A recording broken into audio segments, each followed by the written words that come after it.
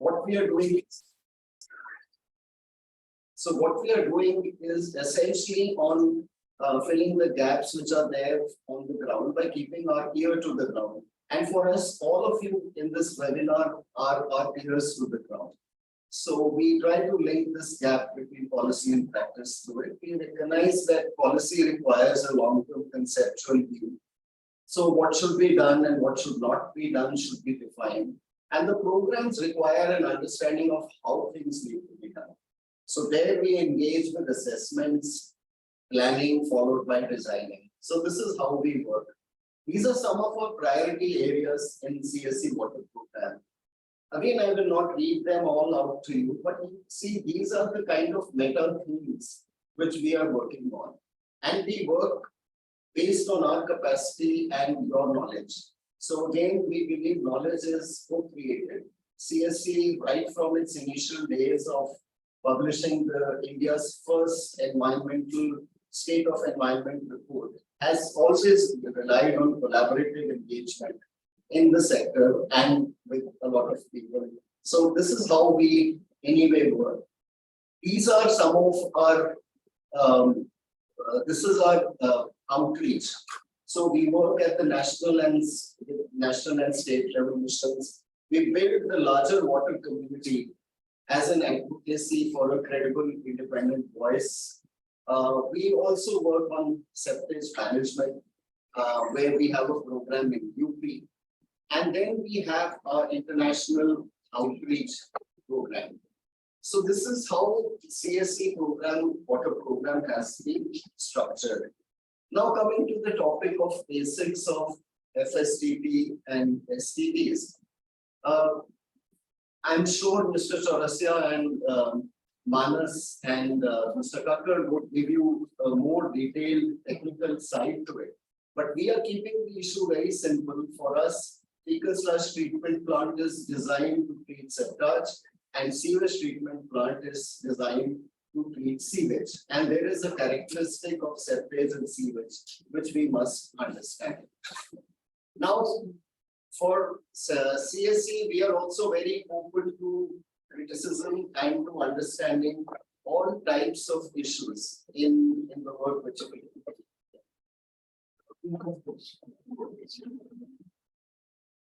Sorry, we are just closing down the AC, I think, if that is creating a problem. So for us, sewage treatment and septage treatment has both their own issues. So we realize that there is in fecal/treatment plant, especially in India, the issue of underperformance of FSTPs. Sludge is not reaching somewhere. The treatment plants are designed very expensive, and there is an indiscriminate mixing of different treatment modules at the FSTP and some components which are not required. Similarly, there are shortcomings of the sewage systems. And in the preamble of the CPHEEO, which is the Central Public Health and Environmental Engineering Organization, the premier national level policy formulation body of which Mr. Chaurasia and Mr. Kakkar are ably representing, the manual also drills down several issues. It says the practice of piped sewer collection is an inheritance from advanced countries where water usage is high. Per capita water supply rates are low in India, with the result that our sewers get choked, and there are issues of high resource inefficient technology, consequently the high capital cost and continuing O&M cost, and also the capacity and financial capacity of the urban local bodies. So there are issues with all kinds of systems. No technology is perfect. And we are not here to choose between one or the other. Let us make that very clear. We are here to develop our understanding, and the CSC perspective is always how do we address the issues. Now, these are some slides I am presenting which Chaurasia ji had presented in the Policy and Practice Forum. And again, I'm sure he will elaborate them in detail, but we go by the critique which is there on FSTPs. So one of the critique is that this is not an optimized solution, that This contribution of FSSM in the pollution load reduction is hardly 1% of the effluent, and so therefore we should not, unnecessarily glorify non-sewage solution as an alternative to sewage solution. We should plan for the whole town on the basis of what is required. And this third point is a critique, which I also mentioned in the opening slide, that there are some components of the FSTPs which are not required, but which add on to the cost of FSTPs. So FSTPs can be over-designed. As you can see, a lot of these sludge drying beds are empty. So there is an issue of over-designing, and there is an issue of costing. So there is a big difference you can see in this costing, which Chaurasia ji presented from the fecal sludge treatment plants built in India. There is a huge difference, and only the Odisha is missing here, which actually has been one state which has done a lot of work and at a very reasonable cost. Now we wanted to be open in this webinar and also share the kind of challenges we have faced, because CSC is also a program support agency in Uttar Pradesh on FSM. And if you see, these are the kind of about 59 towns and 62 treatment plants, FSTPs and co-treatment plants have come up in UP, and this is their division. We are saying how many plants under which scheme, what is the status. Then, sorry. So the number of cities which have, gazetted or passed the bylaws, we have identified. Then we come to the real issues. So what is the distance from the town? So you see a lot of, out of the 40 FSTPs in UP, nearly 28 or 29 are more than 10 kilometers away. And this we know is an issue. Similarly, for the co-treatment plant, 16 co-treatment plants are also more than 10 kilometers away from the city. If you look at the approach road issues, again, there are issues of approach road is not there. So that also hinders the treatment system not happening. And they've given the numbers, nearly 50% of the FSTPs have a problem with the approach road. So what does this result in? In UP, Uttar Pradesh, which is the largest state in India, we see that out of the 27 fecal sludge treatment plants, no sludge is coming to 10 plants, inadequate to 14, and only 3 plants are operating well, and 1 co-treatment plant is operating well. So you see, this is the situation. The idea is, how do we improve the situation? We are having this webinar, we are being open about data, not for the purpose of defending or rejecting something. We want to lay bare the issues which are there in this. There is also some good news in UP. If you look at Jhansi town, which is one of the 3 towns where it is working well, you can see within a short span of 3 years, they were able to implement a fully functional non-sewage system. And this is the Jhansi plant. You see 6 kiloliters, 6 KLD plant was started, then 12 KLD plant was added, and it is working well. This is the simple kind of a system which was applied, implemented there: collection, transportation, planted drying beds, e-wards. So it follows the MBS system and it works beautifully. And these are some of the details of the plant. Till 2015, there was no operator there, and the Jhansi municipality was doing it. After 2015, they have put in a single private operator, and they have also added a third FSTP of 32 KLD recently. So this is how it is possible also without over-designing. Jhansi has led from 6 KLD plus 12 KLD and now another one. This is also a proof of their work, that the utilization rate during February 2023 was 93%. It gives all the details of how the Jhansi plant is are fully operational. So we have bad news, we have some good news as well, and we need to learn from there. Now coming to the webinar, which was started and where we were looking at the lessons discussion, we realized that cities of Global South, India, Asia, Africa, are all growing cities. One standard sanitation system will not suit one city or all the cities in all the states of the country. Now, coming to this issue of basics of FSTP and STPs, theoretically, any conveyance treatment system which conveys and treats 100% of your wastewater is the best solution. Nobody denies that. But practically, this is not possible, and a combination of systems are needed. Why it's not possible? Because there are specific constraints, and the whole issue of treatment should be seen from the aims and objectives of treatment. It should not be a X system versus Y system. And we must learn from the IT sector that works backward. It looks at the client, what they need, and then they offer a software or a hardware. Whereas in our sector, in water sanitation, we go with the solution and we try to fit it into the existing system. So if your aim and objective is river pollution abatement, interception and diversion systems are the best. At CSE has been working in India for the past 40 years. CSE advocated interception and diversion systems for river pollution abatement in Delhi under the JNNU RMDs. So CSE was never against IND systems, but we realized IND systems can be serving a certain objective. It cannot serve all the objective.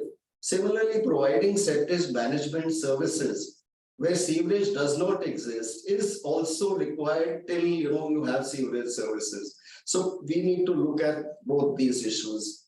Approaches of one or combination of more treatment systems should be done. We should not look at a formalistic analysis of centralized, decentralized, sewered, non-sewered. We need to have a long-term planning perspective of 20 to 30 years.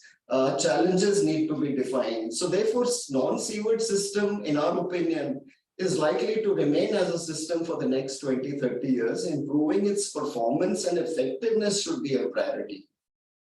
And this is the priority. These are the kind of challenges which we have. This is from informal settlement in Delhi. Both sides you can see are drains, and there is no underground sewer system. And the drains in the colonies get choked. Now a sewer system is being implemented. This is Sangam Bihar area. And you can see it's a normal sewer system which is being implemented. On the left, you can see there is a water supply line, which is a mix of local sources and external sources. And that this is how our systems, and this is a set of water distribution points. And this is the status of our water supply. And in CSE, we do capacity building, and this is one of our priority areas, integrated wastewater and septic management. So we don't look at septic management as FSM septic management. We look at it as part of wastewater. And this is just a collateral which I have not, this is not a training session, I know. All I am presenting is some of the good charts and good potential understanding of what is black water, what is brown water, domestic water, and the kind of approaches which is used. Now, when we formally train, we look at it like this. There is a centralized system, then there is a decentralized system, then there is a clustered system, there is a rural system, and there is an on-site system. Now, this is how we train people, but reality, as was shown in the previous slide, is very different. Our centralized systems can be there it's not like New York. So India and third world countries are very different. We have to practically see what is possible where. And in terms of, and this is where the objectives matter. What is your objective of the whole thing? It is to protect human health, protect environment, and simple technology. It should be affordable. So these are what should determine. This is that IT approach we must think of, not a techno-managerial approach that let's talk of this system versus that system. And these are the kind of understanding, basic understanding, which some of our training programs can provide, that the sanitation systems can be wet systems, dry systems, and wet systems and pore flush systems. It is not just about seaward system and non-seaward system. It is about the total system, which we call a wet sanitation system. And these are the last two slides. So what are we doing all this for? We are doing it for making our cities water sensitive and equitable. So justice and equity is at the center of all that we do. And therefore, what is important is not, again, FSTP versus STP, but what is a functional infrastructure, what is an inclusive and functional infrastructure, whether we are able to reuse our treated wastewater and biosolids, whether we are able to mitigate the urban flooding, which is a cause of bad drainage and climate change. So this is how an transdisciplinary approach is required. It goes from different levels, from disciplines to values and ethics. And I know I don't have time. I'm just presenting it and, we can take it forward. So essentially justice and equity describes, why we are doing what we are doing. And I'm not negating the value of normative understanding and pragmatic understanding, but it is just to show that, this is what we should be aiming for. Thank you so much for giving me time to present this. I would really request now that the next speaker, Mr. Vishwanath, if he can come up and make his presentation. Thank you.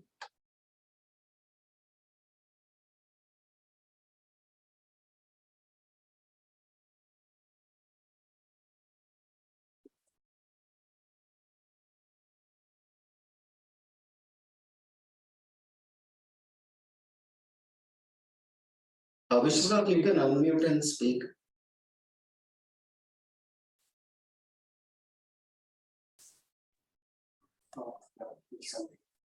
Right. So I hope I'm audible now. Yes. And the slide is showing? Yes. Right. So I'll just take off from where Dipinder took off, stopped, and just share along what he had shared. So I was really, it was very nice, the conversations that took place in the Anil Agarwal Environmental Training Institute, because there was no finger pointing or blaming.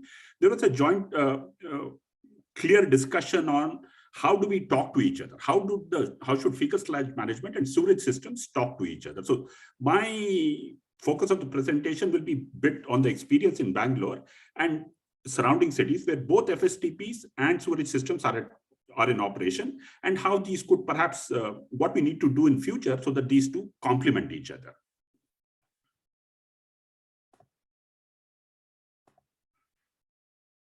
So, of course, the first thing is that at least the master plans and the building bylaws will need to prescribe systems in non-sewered areas. In sewered areas, it's okay, you get a connection to the sewerage line and you're there. But what about non-sewered areas? What is the imagination of the city rulers or city governors in terms of what should happen to sanitation? So should there be septic tanks that are prescribed, which should be of standards? Is twin pits okay if it's a single-storied building? Because if it's being okay in the rural areas, can in small buildings in the periphery of the city, would twin pits suffice for black water? Is, for example, single pits okay? Because that's the norm in this part of the world. If groundwater tables are low, so if there's no chance of any groundwater contamination, then should we have a different standard prescribed for these areas? Would be the kind of questions we need to answer at the master plan and building bylaw level.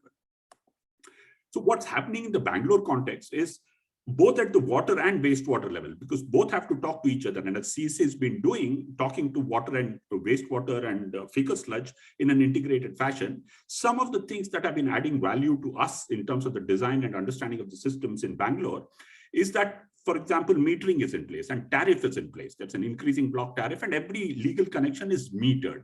So there's a clear understanding of the water being consumed and therefore a clear understanding of the wastewater being generated. So your systems design can then incorporate with the knowledge of various zones as to how much water is being supplied, how much is being supplemented with groundwater, and therefore your system designs can be better.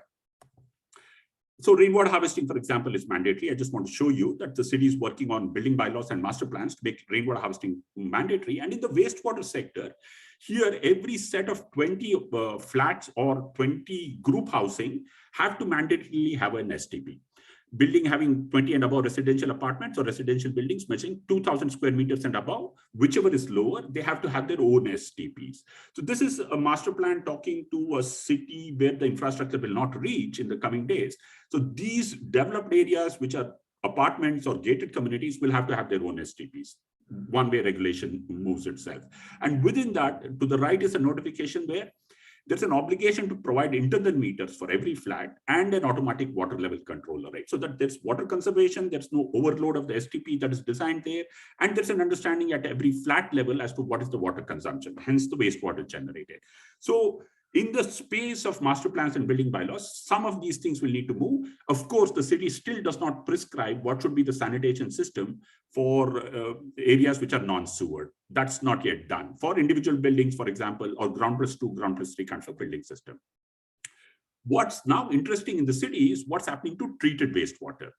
So treated wastewater now has an increasing demand from the hinterland. The hinterland is climate change affected, drought affected, very productive agriculturally, but groundwater tables have collapsed. So what's happening now is that the hinterland is laying claims on the treated wastewater of the city. The STPs, for example, in the 3 watersheds of the city, one of them is called the K&C Valley, the Koramangala and Chalagatta Valley, which is colored here in this drawing. There are 3 minor valleys supplying there. And over time, since the 1970s, a set of sewage treatment plants have been built using various technologies. So it started up with a 30 MLD, then a 218 MLD, then a 60 MLD, and an ongoing 150 MLD, which has been completed. So the space for STPs is contested space, as it is for FSTPs. And so therefore, location selection of an STP should also include future potential STPs that will be there or potential upgrades.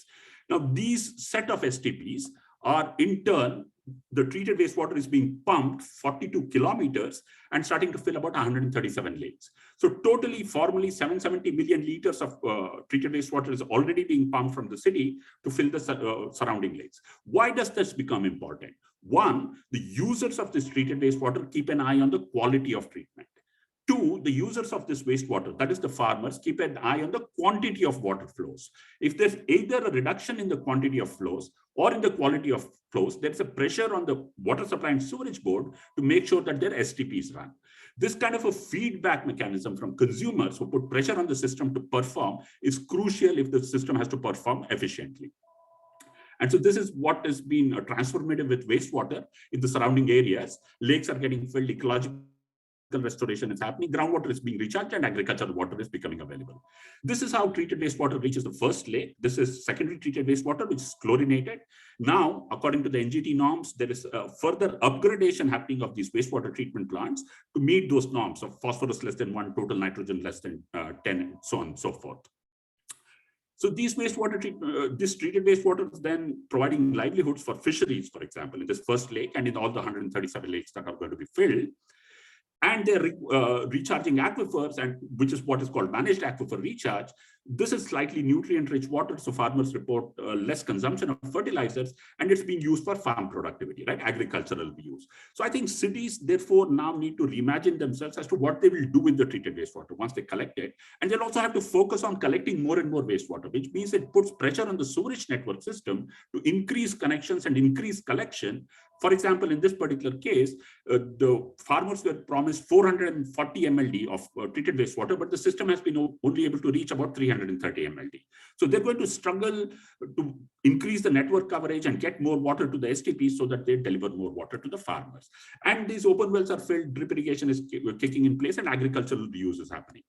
This is the lifting of this plant, and as you can see, demand is growing up. Now, all treated wastewater is completely booked for the coming 10 years, and it's unlikely that there will be any treated wastewater left for any other purpose because there's so much of a political demand from the hinterland.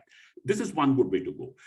what's good to understand is that treated wastewater quality is also increasing dramatically. The new STPs, for example, this is the latest one, which is 150 MLD, set up in what's called the Vrishbhavati Valley. And we just ran the treated wastewater through a check for BIS 10500. And what we found was that it's meeting BIS 10500 norms. So wastewater treatment is really progressing well, and therefore there's a good chance for it even to be integrated with drinking water supplies. And the source of the wastewater being sewage networks, there will be automatically a demand to do increased collection of wastewater, and therefore sewage networks will, in my opinion, start to expand in these places where water is scarce and water is costly. Let's imagine that fresh water, which comes to the city, has a net cost of 95 rupees a kiloliter. Treated wastewater to tertiary standards comes to about 40 rupees a kiloliter. And so the other thing that's happening very well, which should now start to talk to FSTPs, is that wastewater treatment plants are getting decentralized. You'll see this number, it's close to 82. The number is increasing further as we speak. So wastewater treatment plants are decentralizing themselves as they reach the periphery, and newer areas are integrated with the overall network. So individual wastewater treatment plants in the periphery of the city cater to 5 MLD, 10 MLD kind of a system. So therefore the trunk lines and the sewage lines are getting shallower and cheaper as they go, but they're not being designed for fecal sludge management. That's because the CPHEO manual does not allow STP design, or does not give a critical design as to how they should calculate FSTP loads and how should that be integrated with the sewage treatment plants. So if we progress along those lines, these newer STPs can be co-treatment sites for fecal sludge management. This is one lesson that we're getting, because it's usually the periphery which is not connected to the network. And so this is just a list of all the sewage treatment plants, and you can see they're all decentralizing. What started off as 150, 200 MLD is now becoming 5 and 10 and 15 MLD as we go along. And each lake is getting its own wastewater treatment plant of 1 MLD, 500 KLD.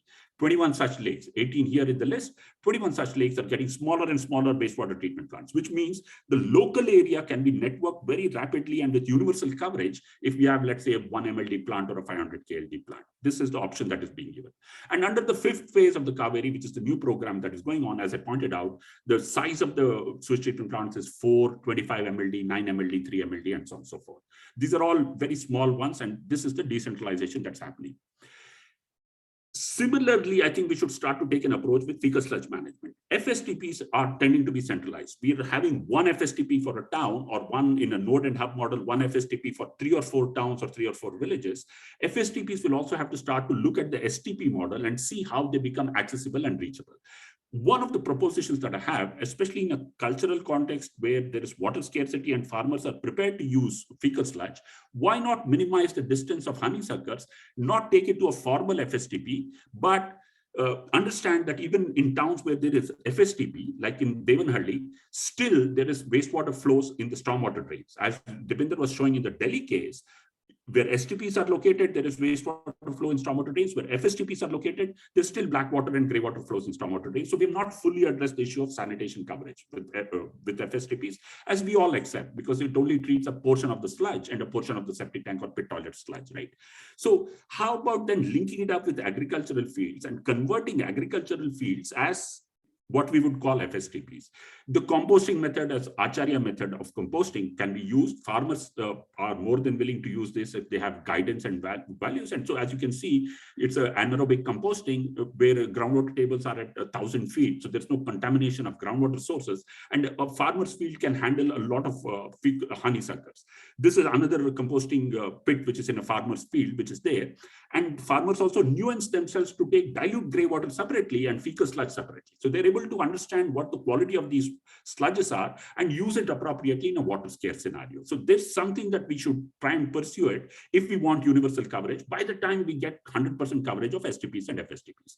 This compost itself has a tremendous value when it is co-composted with farmyard manure. It's selling right now at 4,000 rupees a tractor load. 2,500 to 3,500 is the lower range. This is co-composted fecal sludge with a bit of soil and a bit of farmyard manure. So this kind of approaches is something perhaps we can try in areas where FSTPs become costly or unoperable. Of course, the fertilizer value of sewage sludge has to be established, that there is no heavy metal content, and the farmers have to be educated or told about this information so that they appropriately use the sludge well. The other thing to deal with is the dynamic nature of these kind of treatment units that we go. As cities expand, even STPs are under threat. People protest when STPs are to be set up, and they protest when FSTPs are to be set up. How do we dynamically move FSTPs from the farmer's field as the urban expands and the rural retreats, right? The peri-urban retreats is something that we can do if we only negotiate with the farmers and agricultural workers, because there's a lot of understanding in many farmers of the correct application, and they apply it for crops very well and have very good productivity for bananas, grapes, and many other crops that I know of. There's a crop palette that can be grown with using fecal sludge. When the farmer does it himself, the propensity to use it is much more higher than if he has to buy from an FSTP, is what we have found. And if done diligently, it also maintains soil characteristics. So this is very important. With fecal sludge application on soil, unlike urea, unlike NPK, unlike other artificial fertilizers, fecal sludge has a better adaptability to soil conditions and encourages microbiome creation there within that place. We also have to understand the economics in a very contextual fashion for every town. And this is some of the economics that I've driven as a number. For the truck, what happens to the truck? So a second-hand honeysuckle truck costs 8 lakh rupees. It charges 1,500 rupees per trip, can do 5 trips in a day. And actually, in the starting of a business, the return on investment is 6 months for a honeysuckle driver. However, what has happened is that business now has expanded, and there's so much competition that this kind of returns are no longer possible. So as you know, in business, once you see an opportunity, you step in, and this is what's happening there. So how do we understand and regulate the market, which is happening automatically, something that we need to do? What's the economics for the household? If there's a 2-year removal of fecal sludge from a pit toilet, it's about 60 rupees a month. However, in Bangalore, if you're connected to the sewerage network, you get to pay only 15 rupees a month.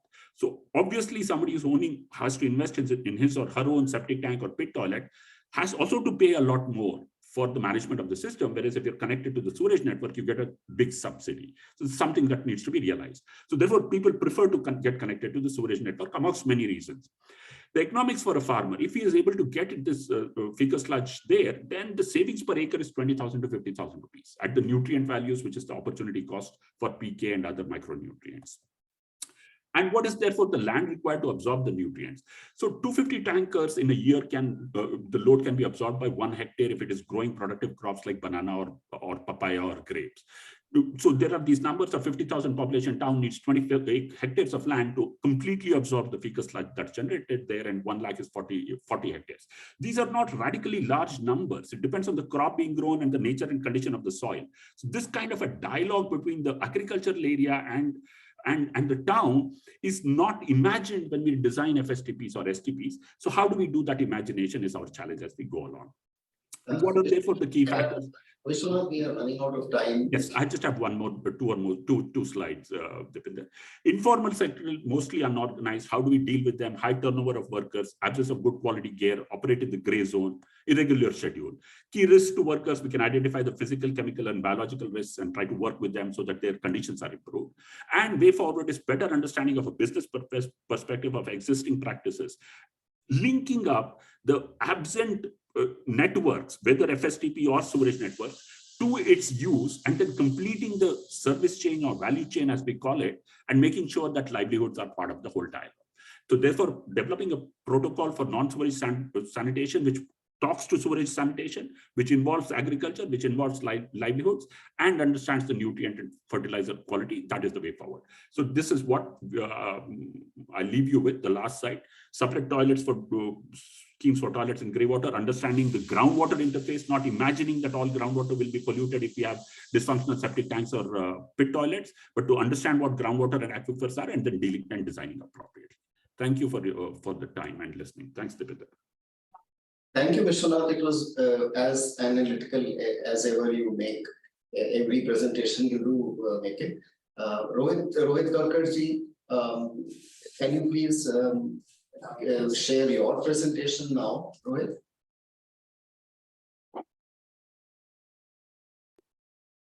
You need to unmute yourself. Thanks, Deepinder, for letting me join.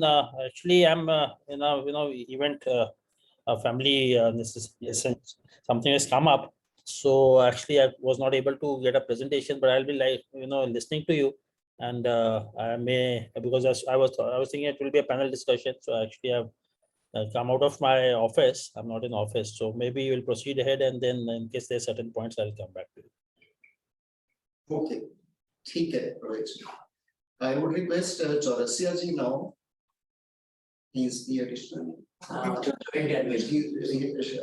ji is the joint advisor in a senior position with CPHEO. So I would request Chaurasia ji to make a presentation or his opening remarks. Sorry.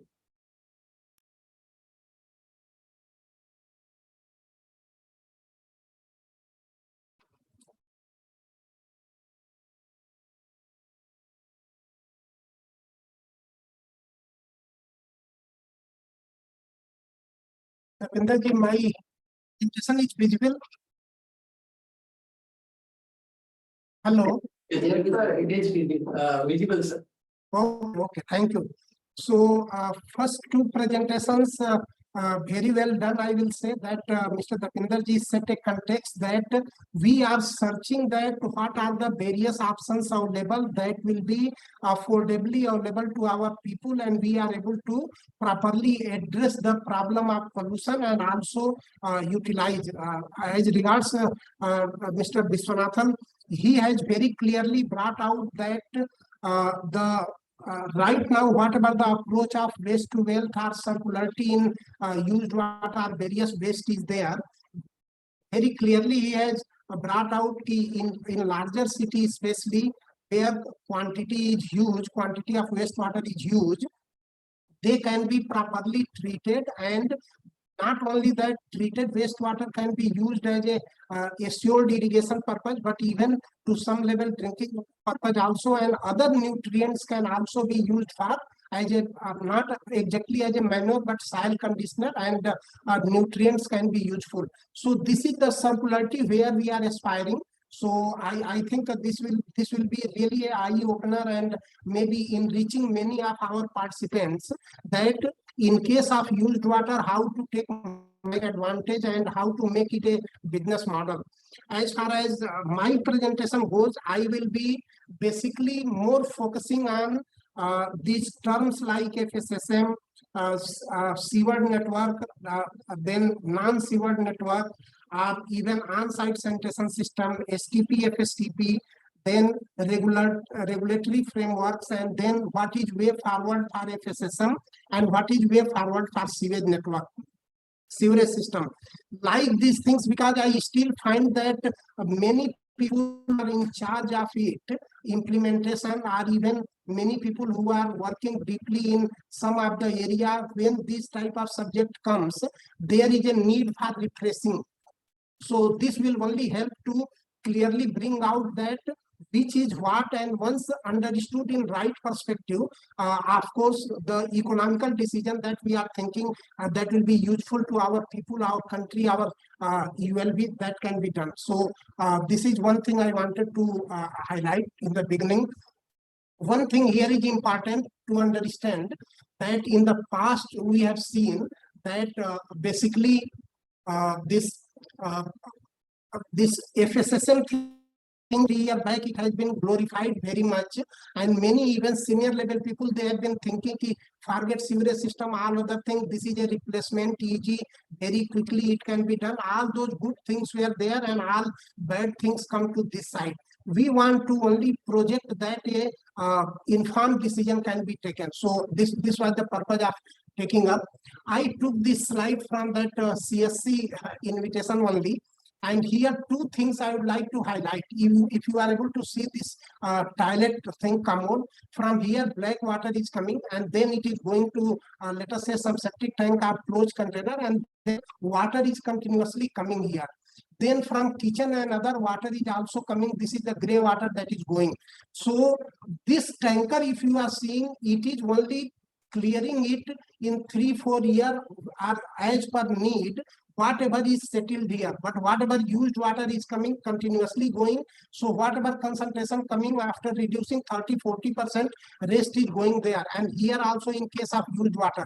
So the thing that we are doing in FSSM is only cleaning this and desludging it and bringing and treating that. So this difference should be clear, that what is used water going, where sludge is depositing, sludge is being taken separately, and gray water portion is separately there. So this is the three things I want to make clear from here. In actual position, if you see, this toilet is connected to septic tank, and often it should be followed by soak pit, but that is not there. So it goes like that. This is one thing I also wanted to, you are familiar with these things. So existing our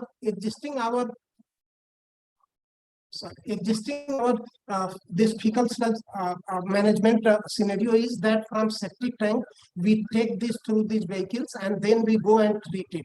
So fecals at FSTP, normally what we do, it is put in solid liquid separator or thickener. After that, solid comes in a sludge drying bed, liquid goes here, and it is treated just like any other sewage treatment plant.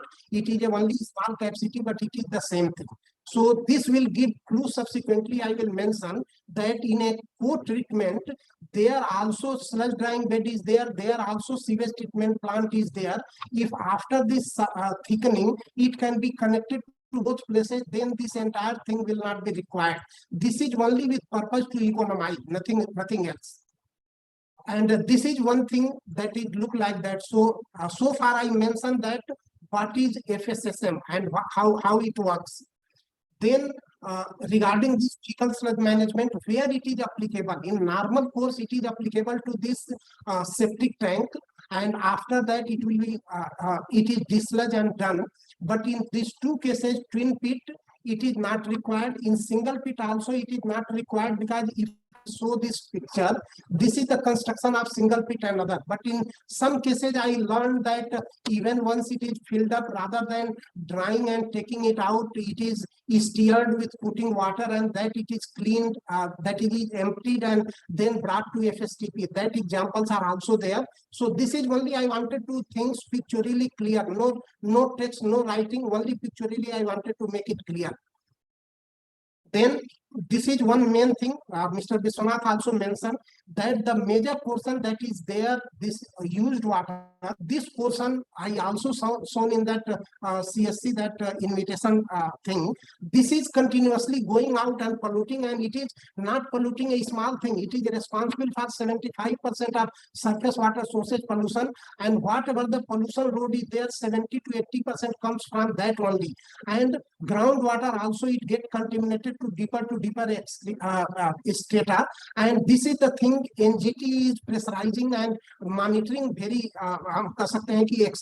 extensively, that these things should also be treated, so that complete treatment is there and our exposure, humans exposure to matter should not come. So this is one thing. This is one city where FSTP is there, but still it is flowing. So this highlights the need that there should be treatment for this also. Then I am coming to this sewage treatment options. In this case, these two things are very clear to understand, because whatever sewage is coming, whether it is treated at off-site system, that is sewer sanitation or sewer network plus centralized, decentralized STP, and on-site sanitation system, it is non-sewer sanitation, for example, septic tank and soak pit, or maybe Jokaso. These are the two type of clear systems which is meant for treatment of used water that is coming from our houses. And in both the cases, sludge is generated, that is clear. If you can see here in left side, it is at STP, and this is in septic tank. So these are some of the technology also very clearly mentioned, that you can see and know that. This I want to bring it clear. Then some example, those people who have who you might not have clearly seen, that this is sewer network STP and this sludge. And this is some of the example of stabilization and this MBBR. Then this on-site sanitation system, if you see, once influent come from house, septic tank, and then it goes to leach pit or soak pit, and some cases may it goes through reed bed, and after that again it goes to soak pit. So this is the complete on-site sanitation system. But as I mentioned there, in this case, you might have seen that this was only taking one thing. Yes. This is not on-site sanitation system complete. That was the on-site system complete. So this is not a solution. Once you are providing on-site sanitation, that should be complete in all respect. And then this is one Jocasso a packaged hai, it will be costing, it is a little bit costlier, little bit even sometimes more costlier, but it provide just like a packaged sewage treatment plant. So this is also a recognized one. Then this existing systems, may I told that this is one thing that is connected to this network, and this toilet is discharging in open. So two things here are important, that what is the contribution load, BOD contribution load. If you see that from black water, the 8 to 10 milligram per liter comes 8 to 10 milligram. This is only 8 gram hai. So if you not milligram, it is only 10 gram and 26 gram, total 36 gram is there. So some 20% comes through 30 to 40% comes through toilet route, and 60 to 70% and sometimes 50 to 60% comes. This is not only for India, even we have seen this in Japan also, US EPA document also, and many other places also. So this is what contributing to that pollution load. It should be seen. Many people think that we are bathing and water is going, where is anything? It is not that. This is undigested thing that also finds into it. So that also requires treatment. And what I mentioned, many examples are there how pollution load is distributed. Like even from CPHU manual, each person defecate BOD around 8 gram per day. And if you see per capita contribution, it is 27 to 36 gram. So this is how generated in Metcalf AD also, and other studies that is done in Algeria and other, this is coming like that. Blackwater 30, even in case of Japan also, but slides were increasing, so I removed. This is somewhere there. Then characteristic of these things is also important to know. This is CSC study of 2020 for 10 cities. If you see, BOD range was 184 to 7920, and this median average value was 3152. This current 47 FSTP treatment, that evaluation has been done, mean value is 6928 milligram and mean is 812. So this is some of the things what has been done in country, and this is on actual basis. This why I brought in during the course of our discussion in last week. We find that many people bringing from some USA and somewhere else, which is 30,000, 84,000, somewhere it is mentioned in our manual. So when record was not available, that is fine. But if we design our system for 84,000 milligram per liter, and then the system will not be able to get, then what will be the condition? So these things should be followed, and these things should be taken care while designing. For sake of CPHO, sometimes we have taken this range only for sake of comparison, but of course this value can vary. This 1,000 to 3,000 we take on first report, and based on that we have done calculation, but slightly it can change. And it is telling that sewerage and septage both are of same family, only concentration is different, nothing else. It is almost same thing. So another way I would like to say this waste stabilization pond, if you see here, in the bottom there is a cross section. It also gets sludge and facultative is coming. So that is dislodged some point of time, and in this case, whatever the effluent is there, it is containing BOD 50%, entering 100%. The rest is treated 70-85% it is treated. But whatever sludge is deposited, that if you see that what is pollution available in that dislodging things vis-a-vis what total coming over 3 year, 4 year, this is working out to 1%. I will tell that calculation also.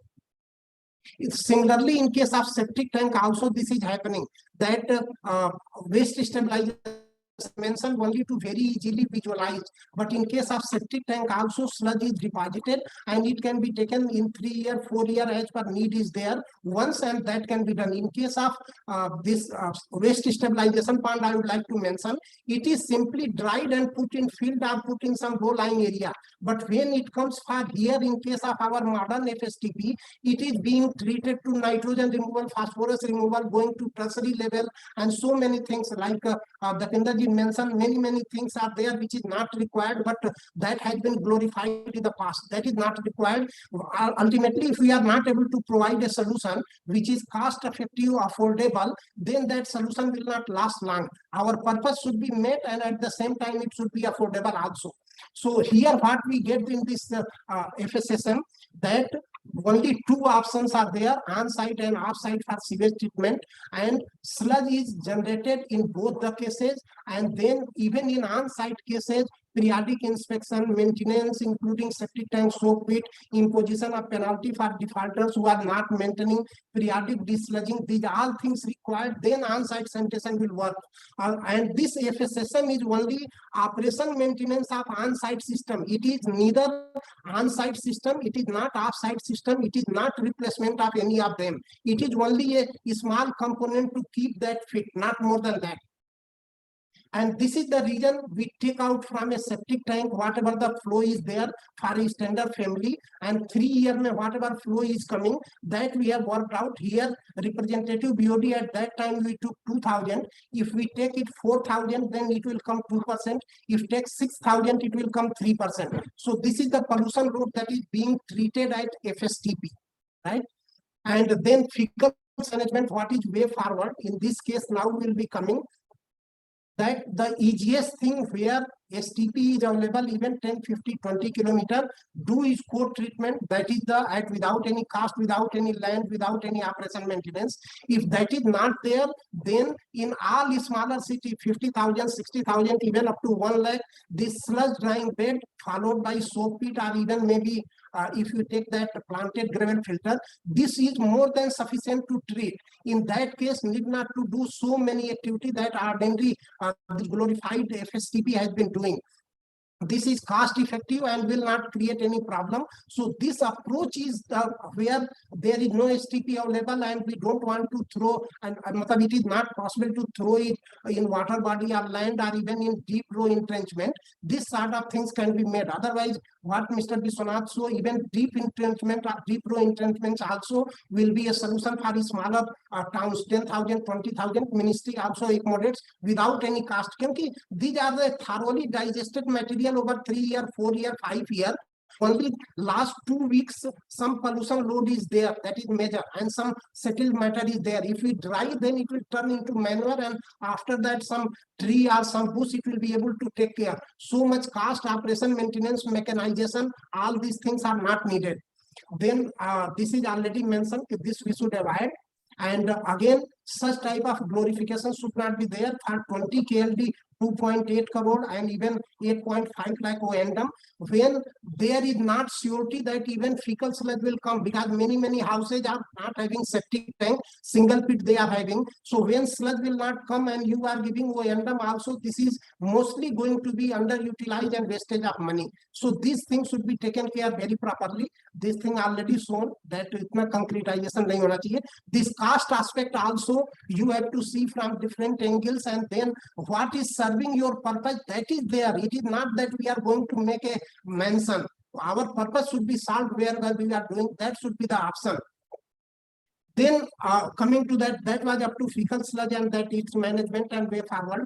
Coming to sewerage system, if you see the world experience, especially OECD countries, if you see most of them incrementally has increased and reached their networking and treatment to 100%, 80%, 90%, 100%.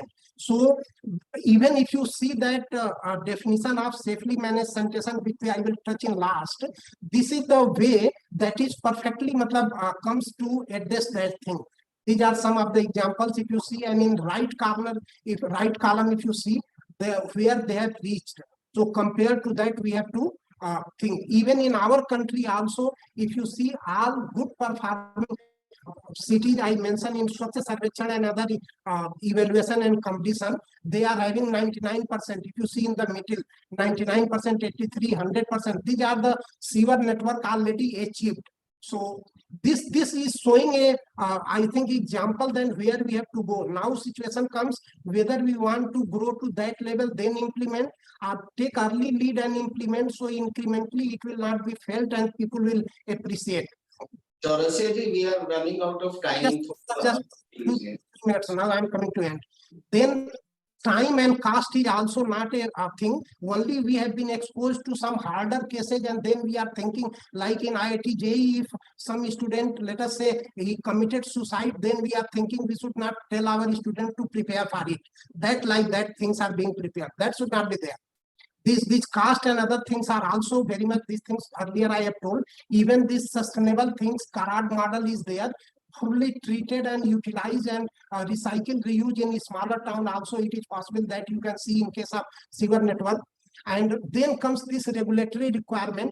There also we are mentioning that even 1986 can be taken, and we are going to take up it for revision. So very soon we will be revising and rationalizing, and we will contact you all. One thing important is here, in Honorable NGT is putting that untreated liquid, if it is going to drain another, that will not be considered and penalized. Like that, even more than 44,000 crore rupees they have penalized. Alone fecal sludge management is not going to serve. They want holistic way. So you have to plan that how to go about. This is one conclusion I am coming. Important thing, safely manage sanitation across the globe. If you see, first one is sewer line, then controlled and it is treated as primary, secondary, tertiary. If it is not treated, then it is not considered. Septic tank, if it is through soak pit and then it is going, it is fine. If it is directly discharging in drain, not considered. All other things are not safely managed sanitation. So this is what we have committed to NGT. We have to plan and slowly we have to reach. It is not that anything we do, at least as Davinder very clearly mentioned, our planning should be very clear. Incrementally we should try to achieve so that no infrastructure is wasted. Another last point I would like to mention, only FSSM may be a solution in areas like that, very arid area where they can put that grey water also, black water also, and in case they are having septic tank, that require desludging so that it doesn't overflow. But in any even town of India and even in villages also, alone FSSM will not solve the problem. So this is difference I wanted to tell. The way forward is incrementally plan and go for sewer network. It will not be felt in 20,000 population, only 10 kilometer pipeline laying is there. That will not give a pain. And optimized solution for septage also in those areas where we cannot do as a complementary, we should provide affordable things which doesn't become a white elephant and create a trouble. So this is all I wanted to do. Last me I will tell, serve public, save public money and grow in your business. Thank you very much. Thank you. Thank you, Chaurasia ji. Very well explained. Rohit ji is clapping also.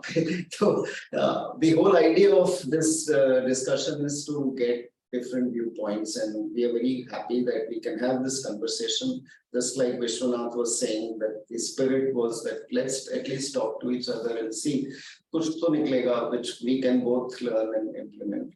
I would request Manas now to, before Manas, let's open it up for 10 minutes for some questions. The idea is let's take some questions. We should not get into answering every question, but log thak jate hain. So I would request people are there also from Africa and other countries also in this webinar. So if anyone wants to raise a point or a question so that we can at least hear you, kindly do so by raising your hand or by putting it in the Q&A part. And please keep it as brief as possible. Ravikant Sharma raised hand. Okay. Ravikant, how do you? So can you? Yeah, Ravikant ji, you can speak up. Hello. And please introduce yourself also. Yeah, Ravikant Sharma. Sir, you are already unmuted, sir. You can speak up. Okay, so next is Upendra Rawal. Upendra ji, you can raise your question.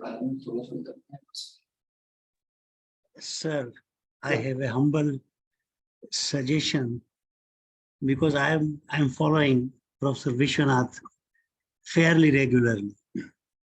And my submission is to all engaged with sewage management.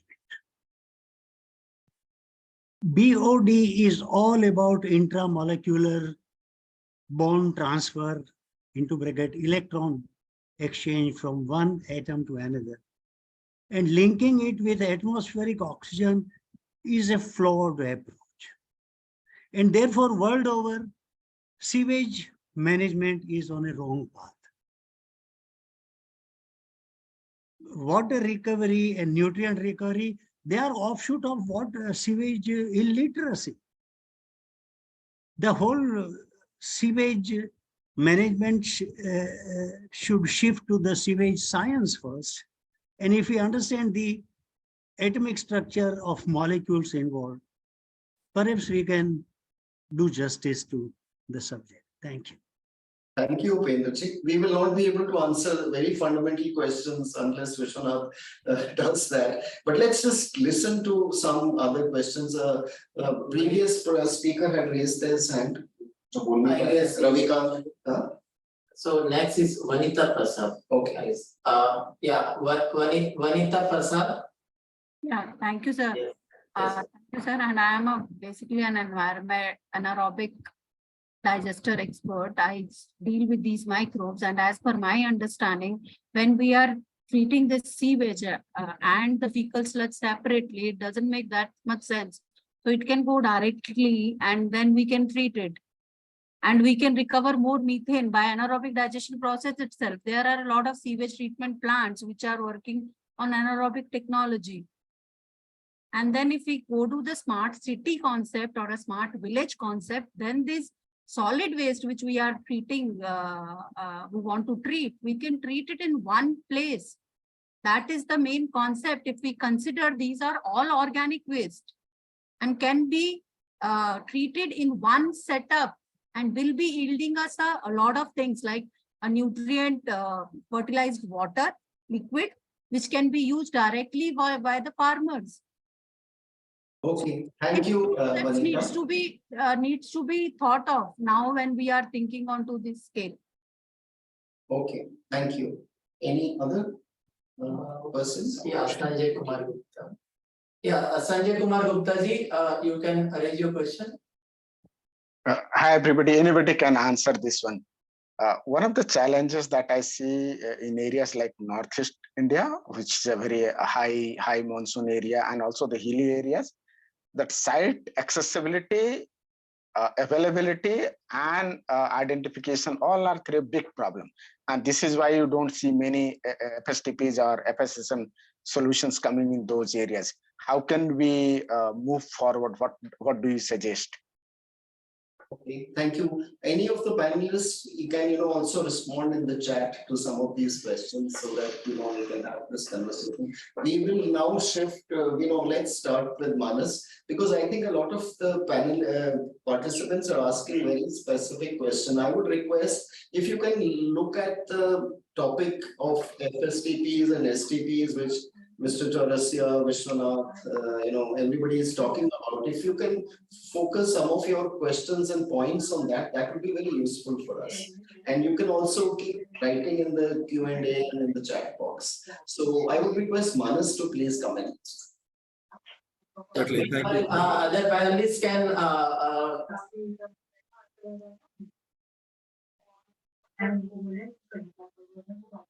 Sorry, Deepinder, should I go ahead or are we taking some more questions? No, let's go ahead, please. Okay.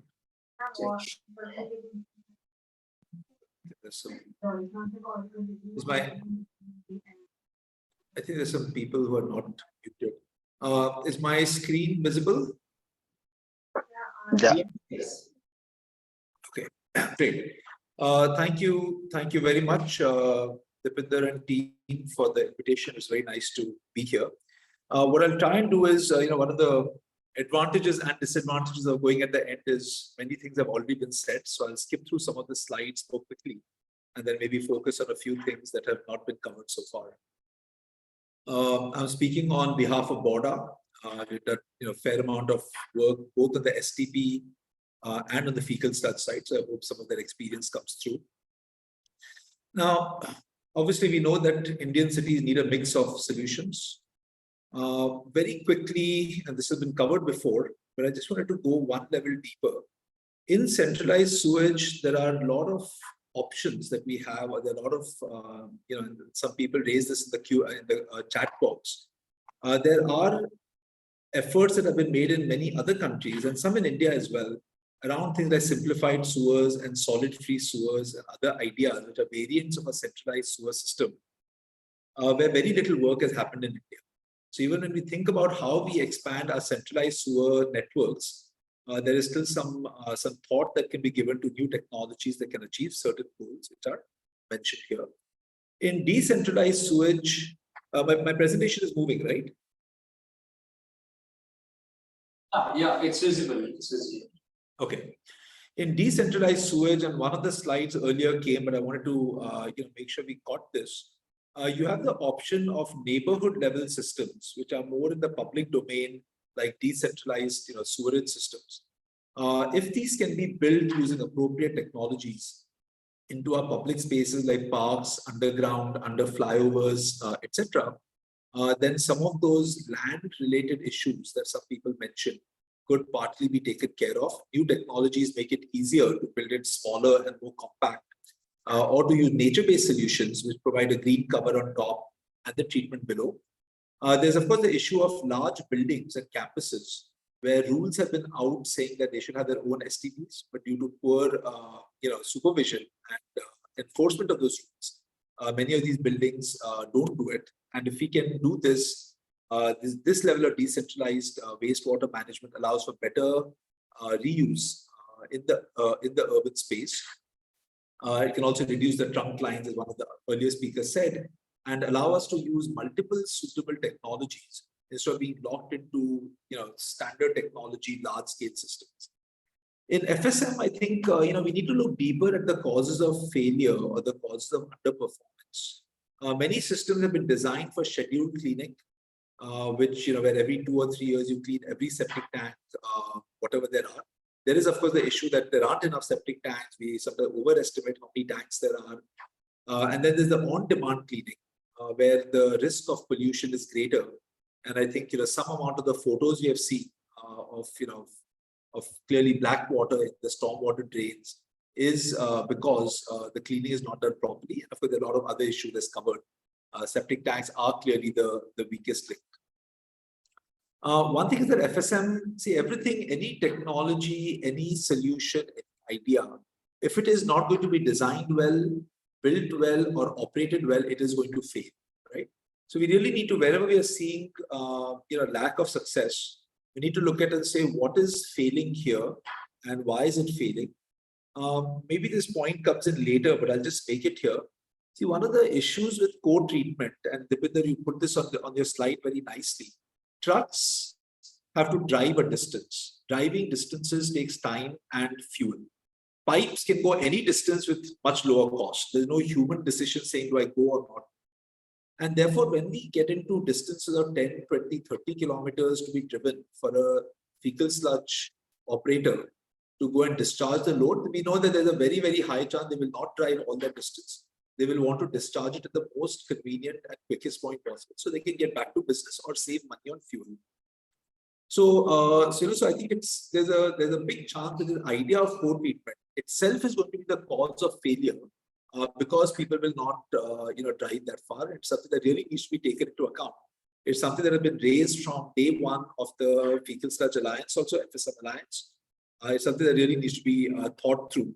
It may seem like the easiest solution, but an easy solution that doesn't solve the problem or doesn't work is no solution at all. This is just some data we had. Our partner Impact Solutions, and Suraj is speaking data. I'm sorry for taking a slide. We see obviously a very wide range of cost per capita. When we analyze the DPRs of 16 or 18 when they analyzed it.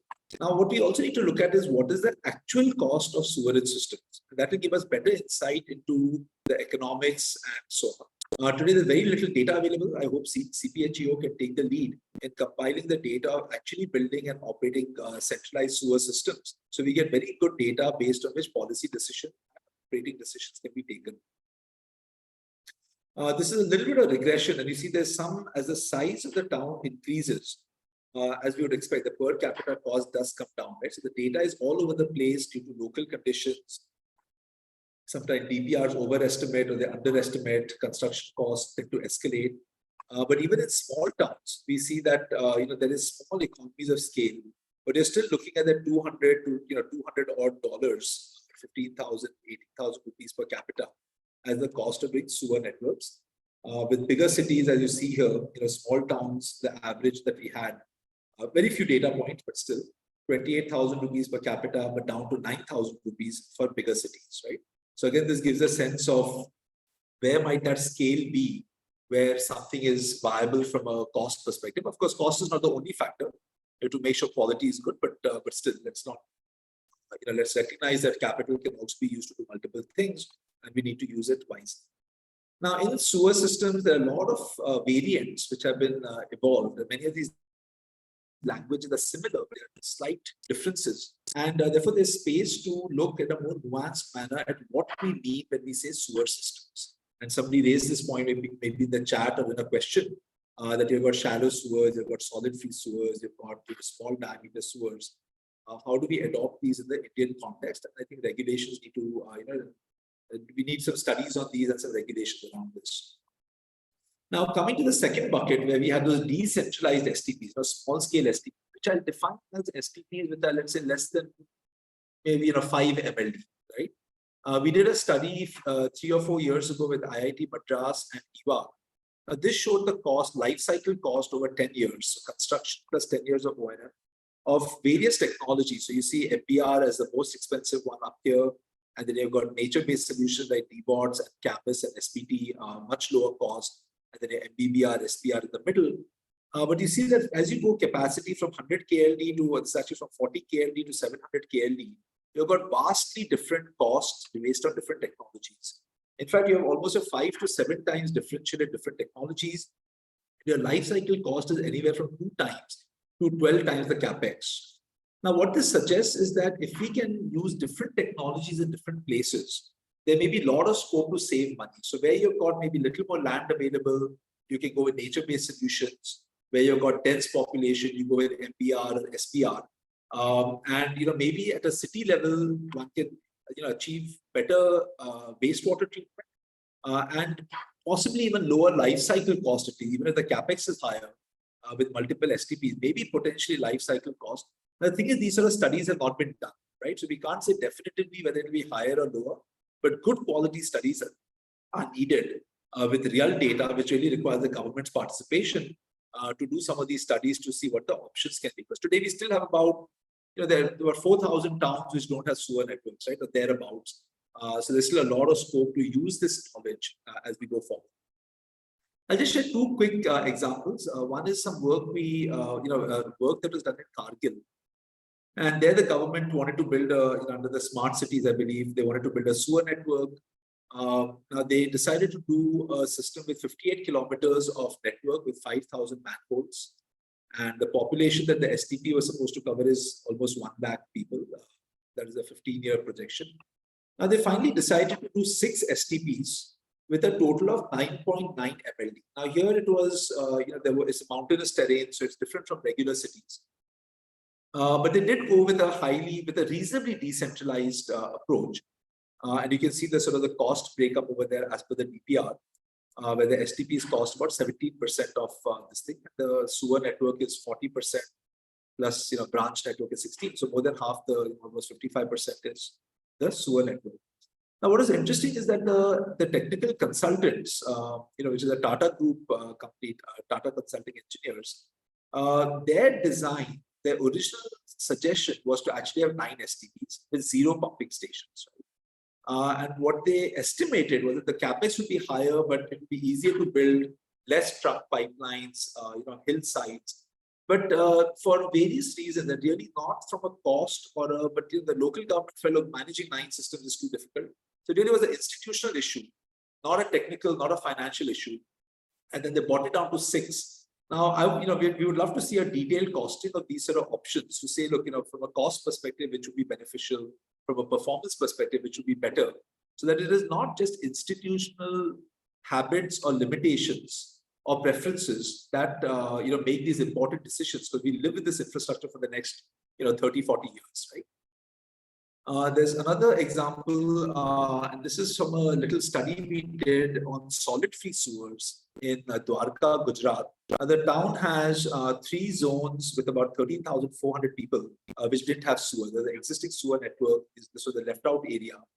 Now, just very quickly, what we found is when you look at this total cost here on the right side, solid-free sewer systems could cost about 20% less than a conventional sewer system and 25% less than a sewer system once you take the treatment plant into consideration. Now the question is, how do you get solid-free sewers, right? Cities which have got large number of septic tanks already in place, maybe with some modification, they can be made into pretty good quality solid-free sources. And these sort of approaches can be used. It's not as, I won't go into the details, but these are not simple things to do. I don't want to suggest it's easy, but it requires a lot of study. But there are options that should be considered if you are going to do large-scale sewerage across the country. We saw some of these photos. This is okay, no problem at all. When we started working on FSM at Borda, it was pictures like this that really bothered us. Now, this was not taken by us. We found it actually on the internet. So clearly something that happens fairly common. And this is why we felt that building FSTPs was worthwhile while cities wait to plan and build their sewer networks at any interim city. There are just two towns, Devanahalli and Leh, where Borda has been closely involved in building and also managing the fecal sludge treatment plant. You see the number of households are similar. Devanahalli, in fact, has got more septic tanks than Leh does. And yet, the Devanahalli treatment plant today gets on average 1 truckload a day, while Leh gets 5. Devanahalli is at 30% capacity utilization. This is at 98%, right? So now, before we jump into saying whether FSM works or not, we should look at why it is working and why it is not. Is it about schedule versus on-call, where Leh is schedule cleaning and Devanahalli is on-call? Is it the role of the government in either the policy or the type of contract that is given? Is it run by the municipality or a private party? It could be any of these reasons. But now that we've got a few hundred towns that have gone down the FSM route, a good study to understand why some are working better than others or why some are performing worse than others, I think would be very, very interesting. Because we see it's not just about the septic tank part, it's also the FSTP side. There's a huge variance in how they are understood, conceptualized, built, and operated. Manas, 2 minutes, please, Manas. Yes. Yeah. So just coming back to this, this is the point about that, the black water really is 1% of total black water gets treated. So the question is, you've got FSM, which is lower on cost and not a complete or not a very effective solution for sanitation. You got sewerage, which should be the final goal with proper STPs. What are the interim solutions, right? So just to reiterate, I think there's a role for government and private sector in each of these options, whether we do centralized, decentralized, or FSM. Just two other things we should think about. We should be thinking about how to make our overall systems more resilient to water shocks, also reduce water consumption. In this context, the way we design sewers today, will they allow us to, or will they perpetuate a water crisis where we say we have to have more water and then we cannot use less because of how we designed a sewerage, or do we do this research to find alternatives? And how do we maintain flexibility? Because as new technologies come in, can we adopt those, or are we building systems that will not change now for the next 4 years? We have seen a lot of cases where water consumption is falling. And if that becomes government policy, we look at water and wastewater as a continuum, I think there's a lot more saving because a huge amount of water money is also being invested in the water supply side. And then we want to deal with the wastewater. So here are some suggestions for a city that we have got. Large buildings and campuses must be forced to build their own STPs. It does not add much to the cost. It's usually very doable, even in retrofit sometimes. But this requires better enforcement by government authorities. Neighborhood level STP networks and STPs must be evaluated and studied, so we can have a sense of where they are feasible, whether they are feasible or not. How they're designed and how they're contracted will be very critical. And then study the potential for things like innovations in sewer network, like solid-free sewers, etc. They should be part of the planning process because every city is different. So when a DPR is done, they should evaluate 3 different ideas and then choose the project that makes the most sense, instead of just choosing one idea and say, build the DPR and execute it. And lastly, implementing FSM still seems to us like a good idea. Some amount of households will not be covered by sewer networks even in the future. So the system can always be used in that sense. There are many knowledge gaps. I won't go into this. There are a lot of questions that need to be answered and studies that can be done. And lastly, what we would say is that again, the government, we feel should invest in knowledge and R&D. If you're going to spend huge amounts of money on infrastructure, we should spend 0.5 to 1% of that in the knowledge, so that remains 100%, 99% we spend is the best use of that money. spending processes should think about life cycle and incremental approach, like one of the towns talked about, instead of planning for 30 years, building for 30 years, and then saying now, there's under capacity, right? So better, more long-term relationship with vendors and hybrid annuity model kind of systems could be useful. The overall management process is extremely important. The way budgeting is done, technical capabilities, O&M and planning. So some move towards creating, semi-independent utilities is going to be absolutely critical, or else we're just going to repeat a lot of the problems and wastages that we have seen before. And lastly, taking an integrated approach where policy, finance, capacity building, R&D, planning, contracting, O&M are all sort of thought of as a comprehensive process with incremental steps to be taken, so that there's long-term planning and long-term success. I think if we can incorporate this and using decentralized STPs, centralized sewers and FSM, I think we can do miracles in this country over the next few years. So thank you very much for that. Thank you, Manas, for the detailed presentation, and your input to the discussion was excellent. Thank you very much for being part of this discussion and the presentation. I invite Rohit Kakkarji. He's raised his hand patiently, and to say his part of the webinar, please. Welcome, Rohitji. Thank you, sir. It was excellent. Manasji has actually made a very nice case, and in fact, that's what we also wanted to.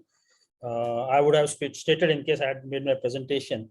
But this issue about this core sanitation zone system, which we had devised under the SBM 2.0, actually covers most of the issues which have been raised by the other speakers. I think Sanjay Gupta also had a question. So what we are trying to do now is that for the medium-sized cities under SBM, which is population between 50,000 to 1 lakh, we are proposing that these cities should not try to go for 100% sewerage. See, the cost increases on sewerage because once you are forced to include the fringe areas of your town, where the distance between households is very large, what actually happens is the per capita length of sewerage will be more, and that's where the cost of sewerage per capita will become very high. So it has been very forcefully stated by CPHO in the this SPM 2.0 that you will not try to cover 100% of your town. Try to find a core zone where 70% of your population resides within 30% of a geographical footprint.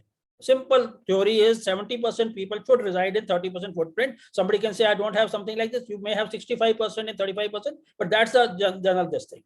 So you just try to provide sewerage to that, connect them with some kind of a network. So because we, like Manas has also said, we in this dense area where 30% area is there and 70% people are residing, you can't have so much transportation of these fecal, honeysuckers keep moving. So this entire liquid gets collected in a through pipe networks. But the other 70% of your town, which has got 30% of the residents, which are called the fringe areas, out there the on-site systems can continue to function. The on-site system could be a septic tank with a proper soak pit. It could be a Jakasu kind of a system like Dr. Chaurasia said. It could even be that the large buildings can have their own small STPs, which they manage on their own.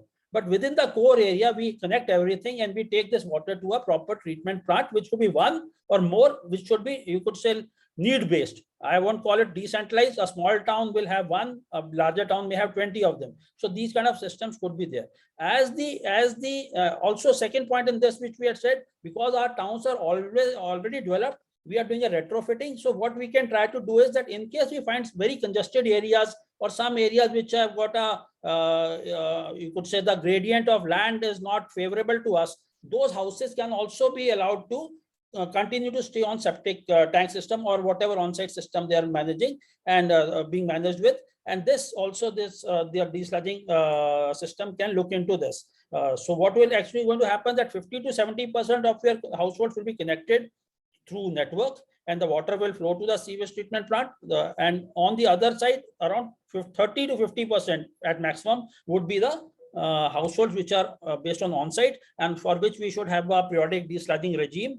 And at a certain time, these septic tanks get emptied and the fecal septic is transported to the same sewage treatment plant, which will have residual capacity to manage this. Second point, which we try to do under SBM 2.0 is that do not plan for long term in future. Like Manas Saab was just saying, example of Ladakh. This DPR came to me last year. I had rejected it, saying that why are you planning for 1.5 lakh population when your total town population only 30,000 now? You may grow, you may not grow. So in today's time, it is not like earlier times that that it was the decision, the UDA cycle, that cycle to take a decision was very long. We can always get a system in place, and within no time we can have the sewage treatment plants or these pumping stations, or even the network can be put down. So what you should try to do is that you only design for what is your current population. So suppose your today's population is 1 lakh in a town. I would believe that 70% of town needs connection. So your STP should be in the range of around 8 MLD. That's max. Once your fringe areas, also some pockets start developing, and they also are in need of the adequate concentration is there, 2 to 3 MLD is there. Then in future another project can be taken up, and this secondary core area can come up. So this is the kind of system which we are trying to adopt through the SBM 2.0. For the smaller towns which have got a population of less than 50,000, like again Manas Saab has given a very nice this thing. The smaller towns, because the core area size will be smaller and the spread of the fringe area will be much more. That is why the cost per capita of laying sewers was very high in that particular case. So in that particular situation, we are saying that you don't even connect 70%, you just try to connect 40%, but do it.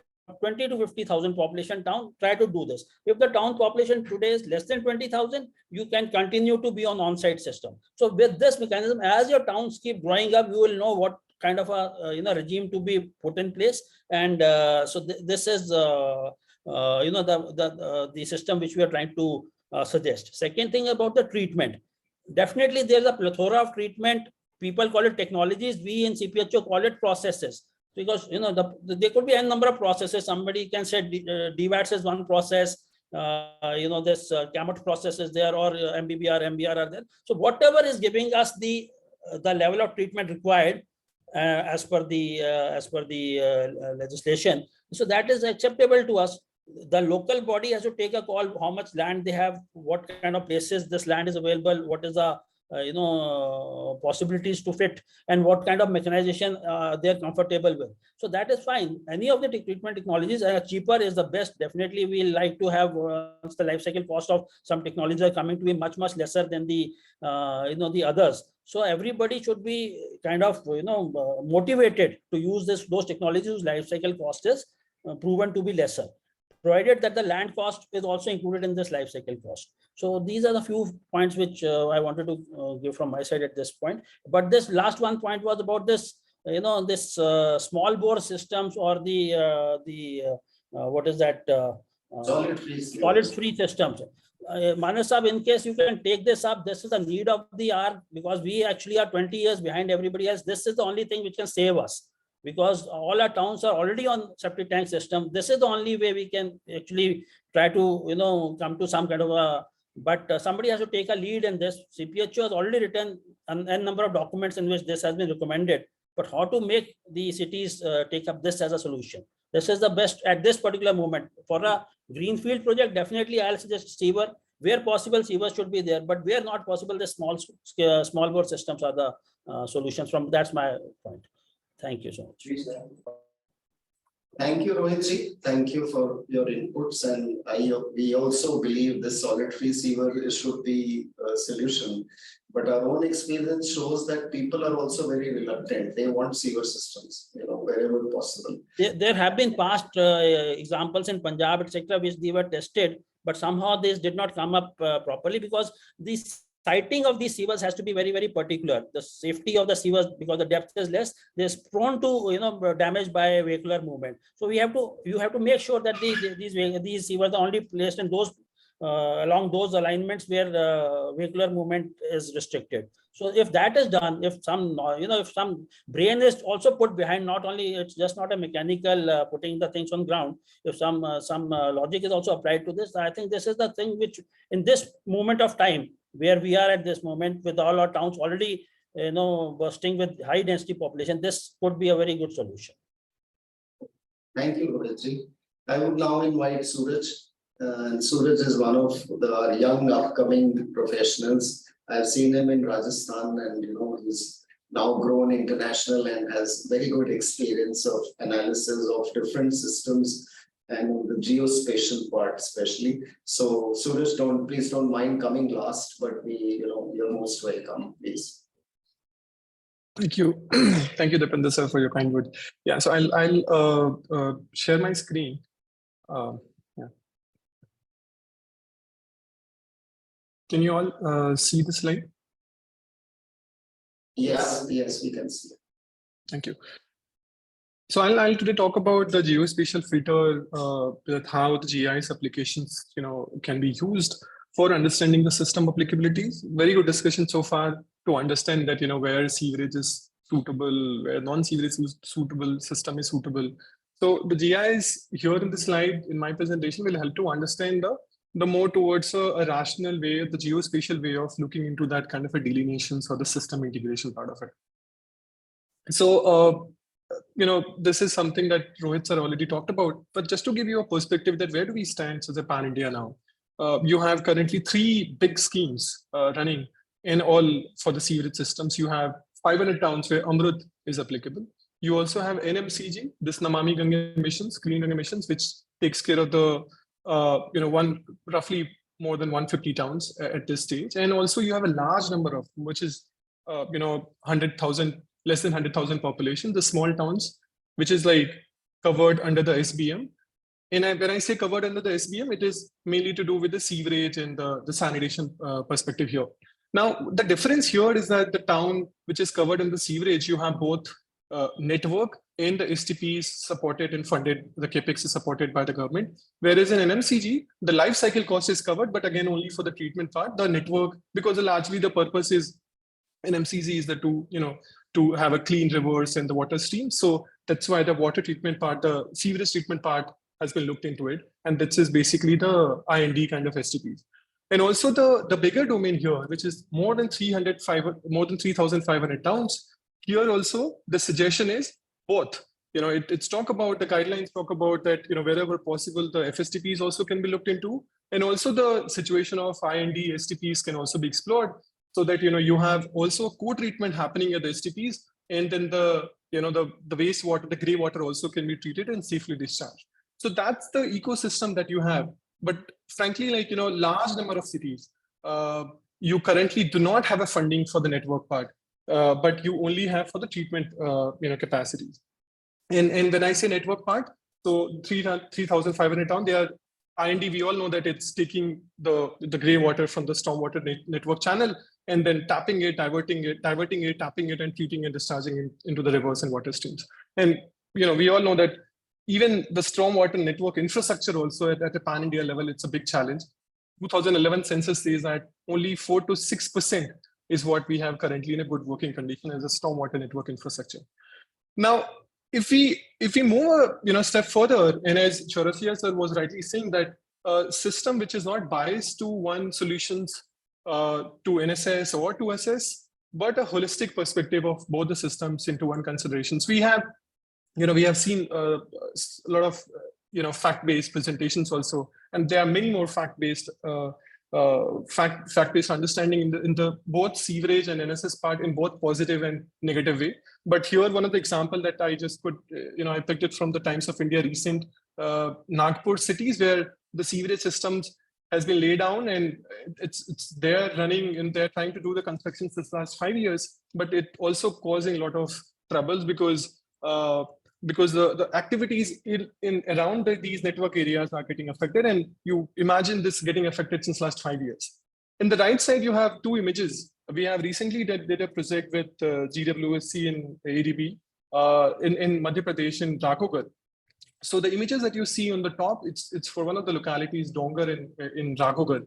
And in the images, in the same, you have a Sada colony, which is a gridiron pattern kind of a understanding.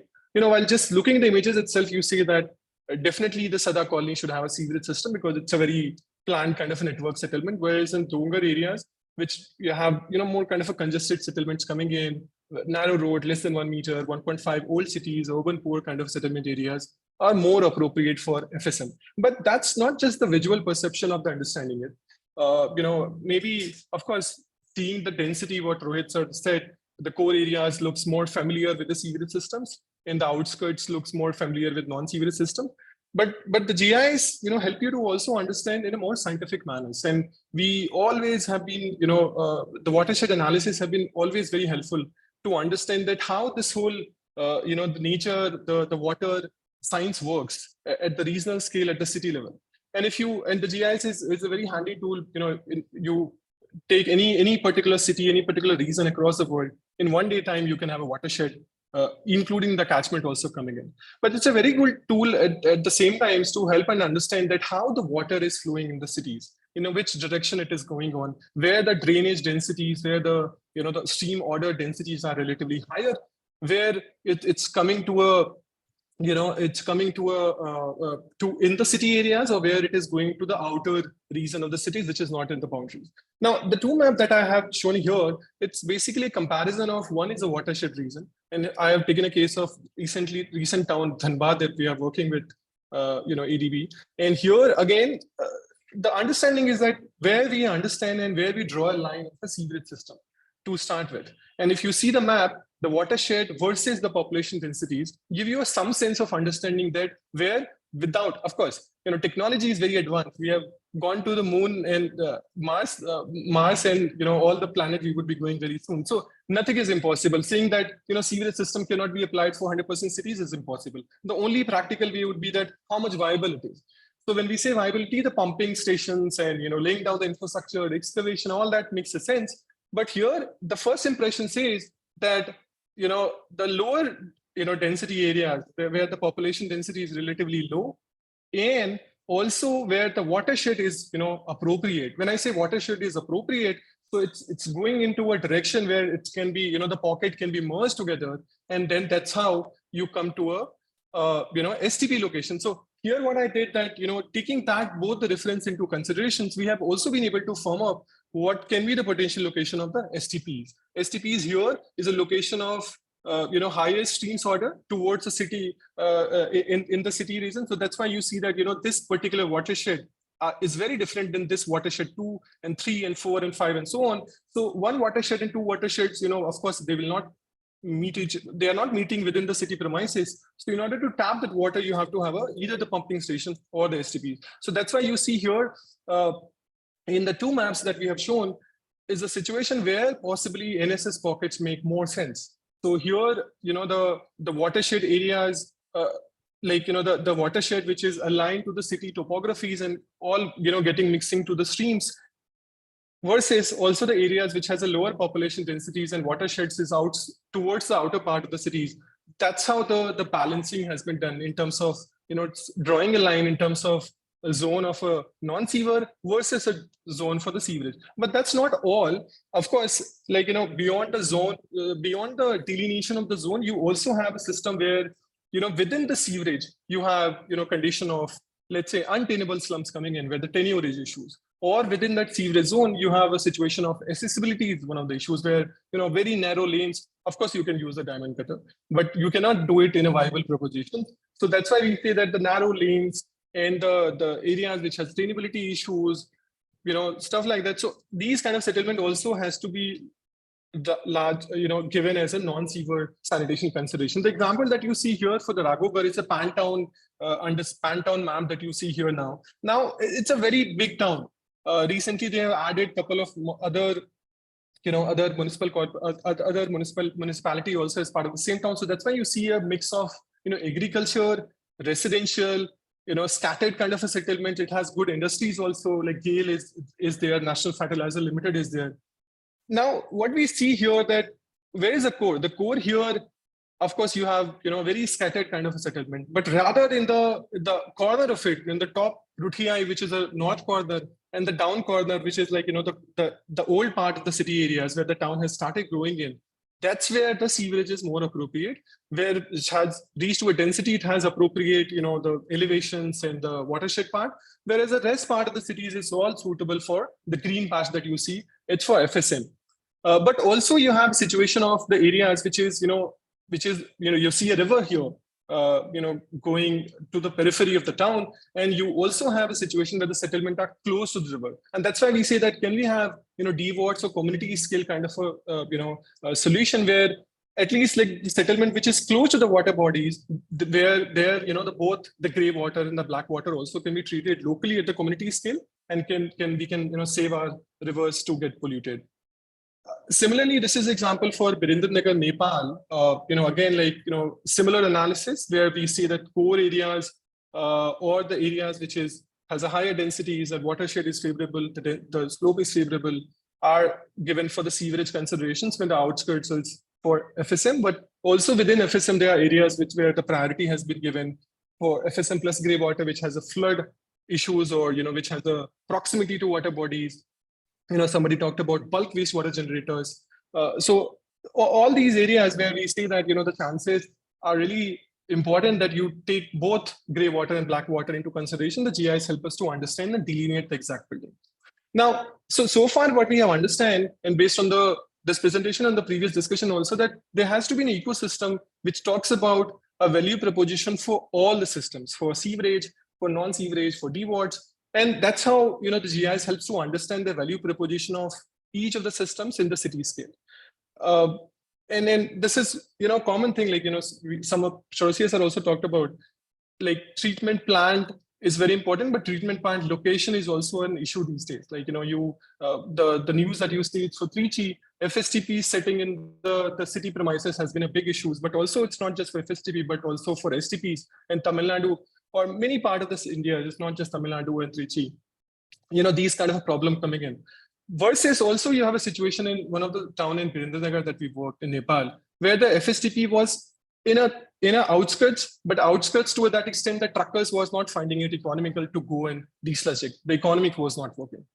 So that's why we say that where the location of STPs and FSTPs, you know, how the zoning has to be looked into it, you know, all that GIS has a good, you know, input here. So the two examples that you've seen in your screen now, the left side is Dhanbad town that we are working in. And you see that one of the bigger capacity STPs, which is 75 MLD, the co-treatment was very much possible here. And then we say that, you know, the co-treatment is happening, of course, but the truckers, if the truckers has to go that far, how much is the kind of a time with respect to each of the settlement areas? You know, and here we cannot be just a buffer analysis of putting an imaginary circle, but if we have to talk about a very realistic number, these distance has to be really precise, as precise as the Google map. You know, you go to one location to other location, you know that how much time, how much distance it is going to capture. And that's how we did this analysis to understand that where still, if it is a co-treatment, and generally for smooth travel distance is a 30 minutes time, generally what we see.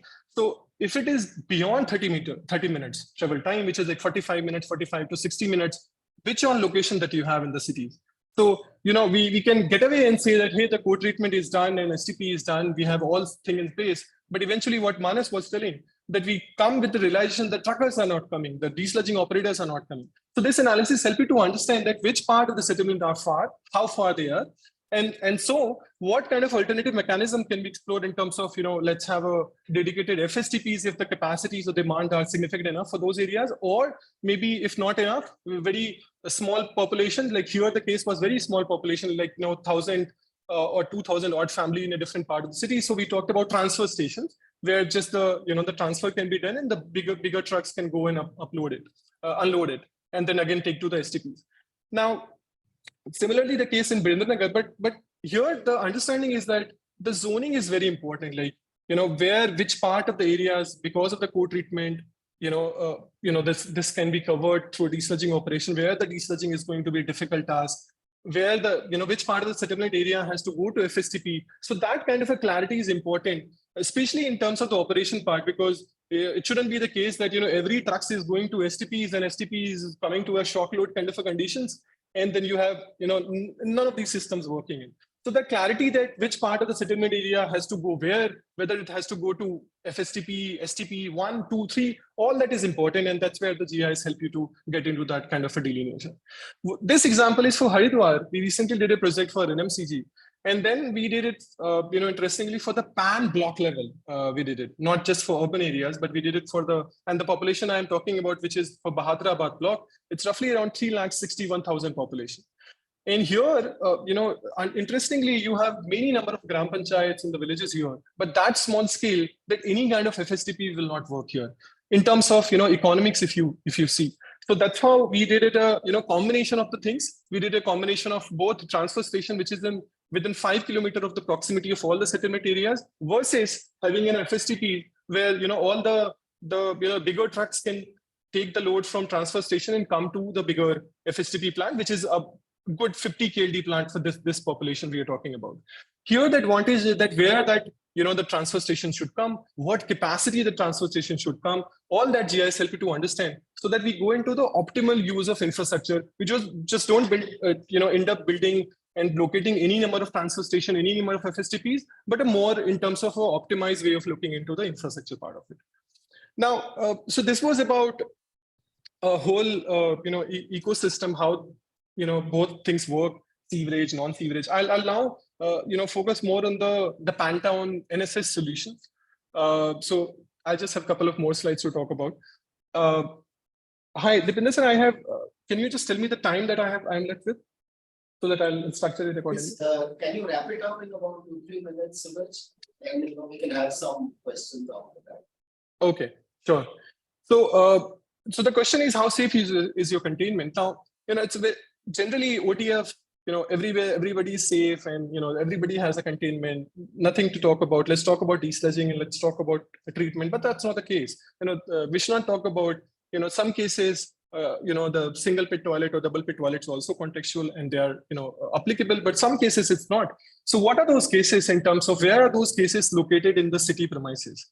And these analysis, like, where you have a flood chances coming in, where the chances of waterlogging are higher, where the trucks cannot go, where the hard to reach area that you have in the cities, where do you have a bulk wastewater generated in the city premises? If you can understand the larger canvas in the city scale, you would be able to understand the risk, the overlap of the risk, and how they are placed into the whole city canvas in terms of the settlement distribution part of it. And that's how we talk about not just a regulation, but also we talk about a robust regulation, which know that, if this part of the pocket is applying for the building bylaws, I know that this is a, this is waterlogging areas or the flood prone areas or the close to water proximities. I'm, going to see if they have a septic tank or not. If they do not, their building plan is not approved. So that's kind of maybe if it is not a flood prone or not a waterlogged areas, maybe a twin pit toilet is a cheap solution. So that kind of a, very zone wise and contextual solution within the cities also, I think we need to look into it. And if GIS can be applied, these kind of understanding can be built into as part of the regulation, so that all the implementation part becomes very robust in terms of also seeing that how much over the years, how many safe containment, unsafe has been able to become safe, that kind of a very tracking also all can be done. Now, hard to reach settlement similarly, like, we talked about, and we have seen everywhere, not just India, but all across South Asia and other parts of the world, 20, 30, it's a very common and very, conservative numbers when we say that trucks cannot go. I was part of one of the treatment plant operation in in Khandela in Rajasthan. We built a plant, very good, beautiful plant. We also, procure a truck, but we eventually realized that, 30% of the areas, the trucks cannot go. It's not because the trucks, we need a small trucks. We were talking about, narrow lanes, which is less than 1 meter. So that's why, again, the GIS comes and help you to understand that which exact part of the, settlement areas, what kind of a truck, what capacity, not just truck always, maybe a, electric carts or maybe an electric pumping station, electric pumping kind of a device. How many of those numbers would be needed? So that, and then you say that, the CY true principle of to all, like safe collections, safe access to all. So that has to be, so one of the example, I'll just rush it now. So the same analysis can also be applied for the public toilet. Unfortunately, we have a standard for public toilet, but we do not have a comprehensive, pan-town public toilet kind of understanding where it should be, how it should be, how the phasing has to be done. So GIS can help you in that direction. Just to summarize here. So, or I just shown one part of analysis which helped you to understand the issues and also helped you to understand that, if it has to be served, where to serve in terms of what solution, but also it can be boiled down and translated in terms of the investment part, like exact number, coming down and the investment part is getting translated. The data is sorted. It's not like, the obvious question would become that how much data extensive it is. We have become very advanced in geospatial, India including. Also, I've worked in Bangladesh. So the data is not a problem. 95% of the data can be sourced from open source. Although our data system also has been has become very robust in Indian context. Most of the cities are updating the property taxation part. So that data for sure is not a problem to run such kind of analysis. It can be generated from open source also if there's no data available. In ground truthing is important. So these are the example that how do you translate your assessment in terms of the investment? Not just analysis, but also coming to the numbers and that numbers getting translated in terms of the investment part. This is for the previous one was for containment. This is for the transportation. And similarly, the regulation, like, regulation, when I say it's not just a blanket kind of a approach for the entire town, but a building to building approach here and understanding the time to time improvement part. So this is, I close my presentation, but just to say that, sanitation planning, if it is guided by GIS and the spatial planning part, it can become a very comprehensive and a wholesome solution in a way.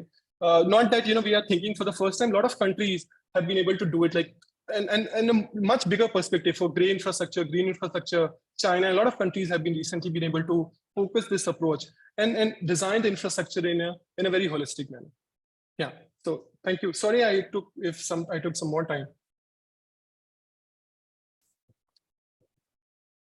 Thank you, Surat. And the time is short, so we cannot have a very long presentation. And online people get a little too tired also listening to a lot of presentations. So we will now open it up for any last minute questions and answers, and then we will get each panelist 1 minute to respond.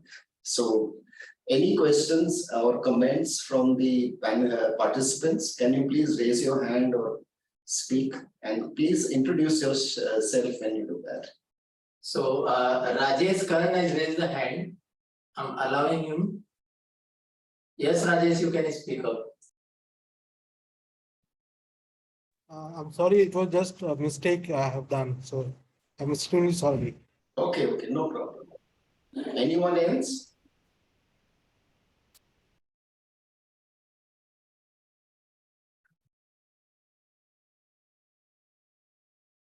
Sanjay Kumar Gupta ji. This is a request for Chaurasia ji to comment on. Some of the states are actually prescribing technologies for FSM, which I don't think is a good idea. Like in Assam, they're insisting on MBR for whatever reason, while as Suraj said, that one has to study and then design, and also as Manas said, that to look at option 1, option 2, option 3, and then decide what is the more sustainable thing to do. So can you please direct all these states not to prescribe technologies, because obviously they are favoring somebody, some kind of particular contractor or technology, and that's a clear thing that should not be done. Thank you. I think you got to our notice. We will further discuss this matter and try to see, because already if they go to, as I mentioned, very high-end technology, then later on always it is troubling, and all efforts of government, land, money, everything is gone. So that is one thing which is concerning us also. So thank you. Definitely we will take up. We will speak at highest level. Deep Gupta ji, you can raise your question. Also introduce yourself. Yes.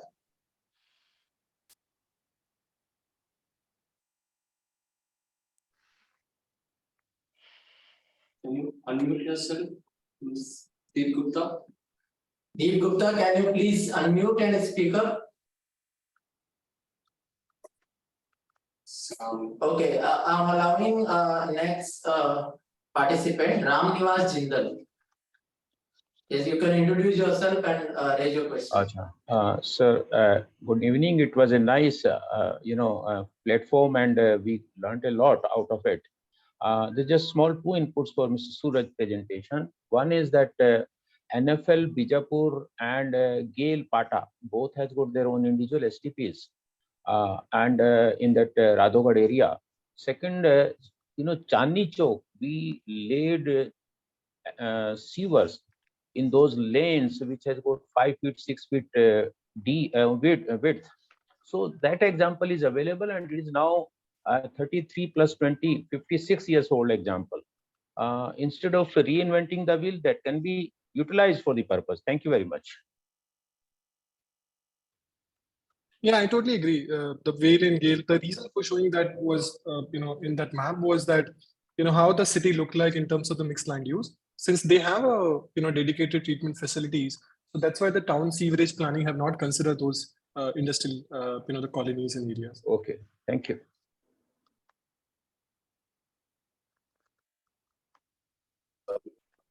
More questions come, I think two important point I would like to emphasize on our audiences. One thing, regularly we are getting some of the project from the states, and in few cases maybe prepared by state people or even consultant.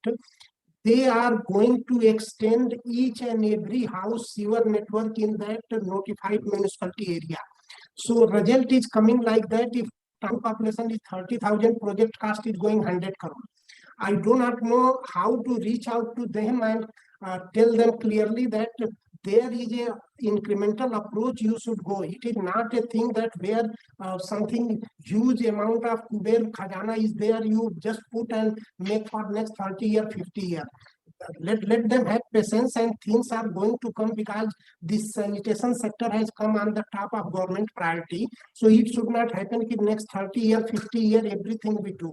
That is one point. And second thing, as Mr. Manas mentioned, I need some of your help that these settled sewer or even that low depth sewers or even that solid separated sewers, how we can take up, because that will make things very, very affordable. And when smaller towns even grow after next 20-25 years and the space is there, they can be even taken out, and at that place some good system can be put that will last long. So here some research and something should be done. I think we will separately discuss, and if any feed example is there, I request that it should be forwarded to CSC so that we will get it. Thank you. Certainly, absolutely. Yes, Avinash Kumar, can you please raise your question? Yeah. So my question would be, I mean, either to Chaurasia sir or Kakkar sir. So pleasure to listen to all of you. So right now in the Northeast and these hilly kind of towns, right? So there, I mean, when you consider the current mandate of funding, you have sewers are not funded, right? So when you consider simplified sewers, settled bore sewers, and the per capita costs associated to them, the associated civil construction is extremely high. So in these contexts, when you consider a settlement which is like a valley, or you have a ridge with slopes on either sides where the settlement is kind of organized in that manner, what kind of a very specific solution is the government currently, what is the style of thinking right now is what I want to exactly know, considering the constraints for implementing the solution there, constraints for funding the solution on the ground. So want to hear the views on that. Thank you, sir. Vijay, I will first, you can add if anything is required. First thing regarding this ideal approach, what it should be there. So ideal approach, it will be definitely dependent on site and of solution, because in such slopey situation, one solution cannot be there. Some example like Sikkim is there, where in the some of the pockets sewer network is also there, and in some of the things on-site sanitation is also there. So like that, depending on topography, a holistic plan can be prepared. And second thing regarding this casting, as you mentioned, we are aware, but see, already around more than 5 lakh crore is going in this sector, and we are concerned about that capacity also. It was not a problem that government of India provide funding for network also, but from where counterpart state share will come, and we know even sometimes that cost because of delay also goes on increasing. So let us say it is a strategic decision for smaller towns, where in planned manner we are promoting that you come in a planned manner holistic sanitation system and implement incrementally. So you never know that given the priority of the government, tomorrow in next mission or next some program, that network will also come in between whatever is directly going to river or water body, you collect and start treating, and then network can keep on adding, and that will be able to fetch more and more sewage. So this is input I can provide. Rohit, if you have, you can provide. Vinash, one point about hills, because I was in Aswal for almost two years plus, so I know exactly what a hill terrain would, the constraints of a hill terrain. But see what the advantages. Number one, the transportable, the trafficable patches of land, the footprint which is trafficable is very limited. So you don't have to go extremely deep for that purpose. Second, while there would be a negative slope in many cases, but if you are in a valley or if you are going along a ridge or going down a ridge, then you also got a positive slope. So definitely the waste treatment plant will be at a lower elevation, and you may not be able to cover both sides of the ridge. But on one side of the ridge, whatever pockets are there, the network will be very, very much feasible. The negative definitely will be there, cost will be excessive, because how to carry the pipes to those places which are not trafficable. So this connotation is also there. So while there are some advantages, there are disadvantages. Definitely the cost will be somewhat higher than the cost of putting on a on a place with neutral terrain, but it is not impossible. And like we said, we are not asking any city to have a single treatment plant. Also, we are also not asking every city to have 100% coverage. So whatever can be covered, it needs to be covered. And especially in a big hill town like Shimla already has quite a bit of coverage. But if you look at Aswal, there are multi-story buildings, 10 to 12-story buildings. I don't know how the septic tank is handling this kind of a load, which is receiving a load of almost 50 to 60 households per day, and in such a unstable slope. So the need is definitely there. And the other advantage is that we can have these small bore system or shallow sewer systems after the septic tank, so that the liquid is taken to the point of where it can be properly treated. So these are the kind of solutions, and definitely no one size can be fitting. And if a designer sits on it, he can really make a good design for any kind of a hill feature. Thank you. Thank you, sir. Thank you. Okay, so next is Uday Valmaraji. You can raise your question. Please introduce yourself and raise your question. Okay, myself is Uday Valmare. I'm a CEO of N1 Technologies, based at Pune. Okay, my question is to Suraj sir.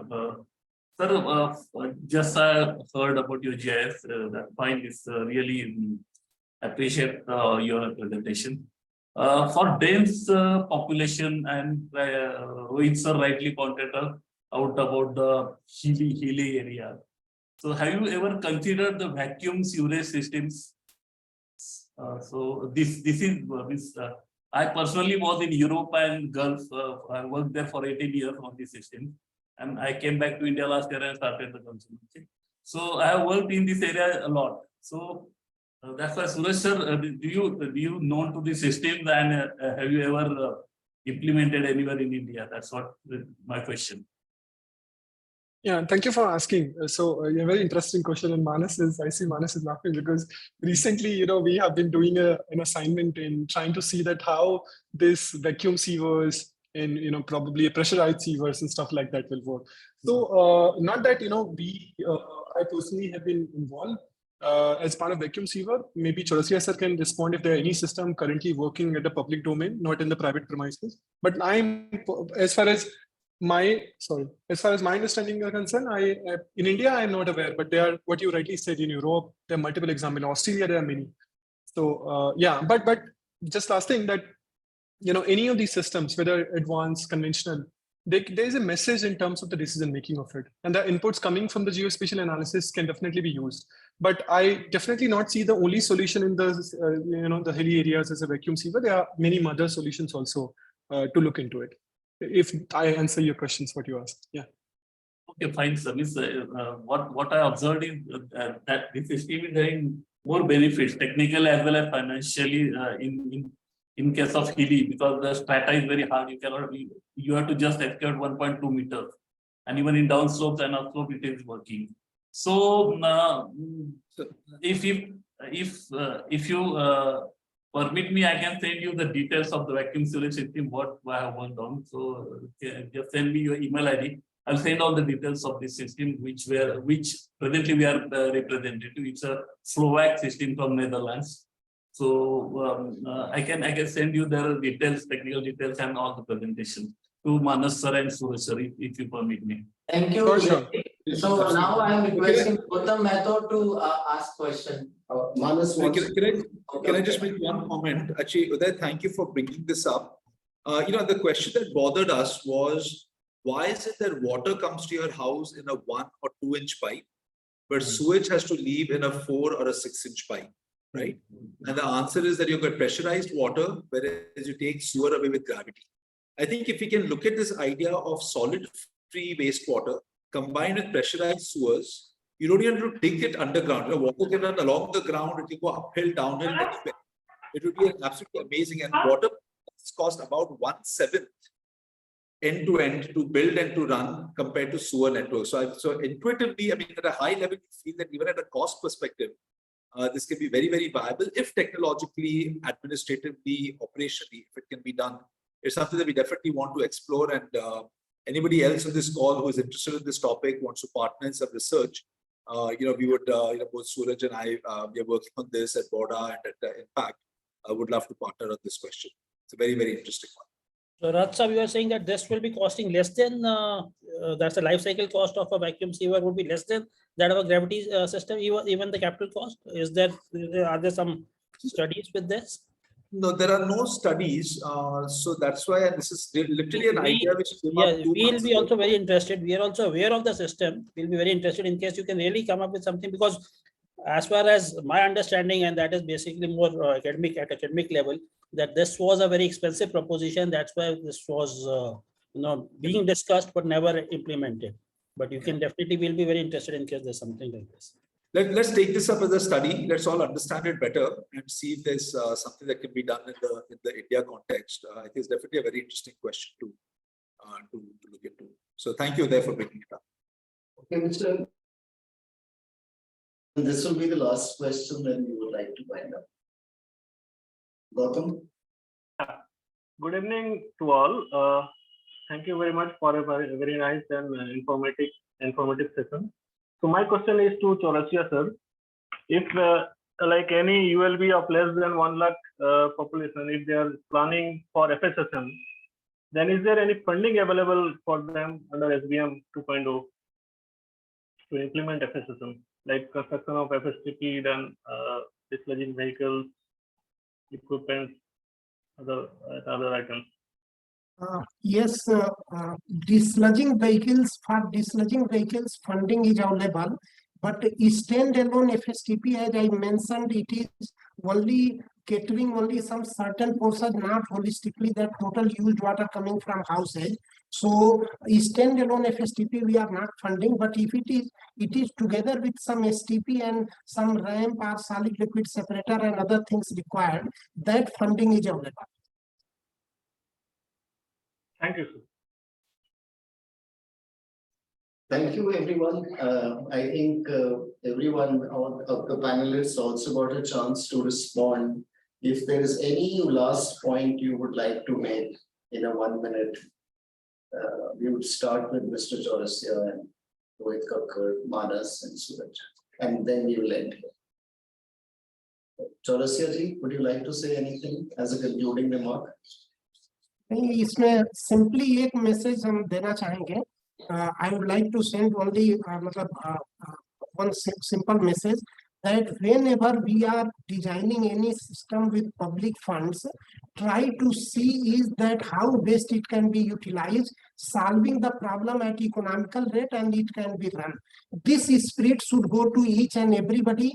The sector is so huge and growing that there is no dearth of business, that fear should be thrown out. There is no competition, so much work is there.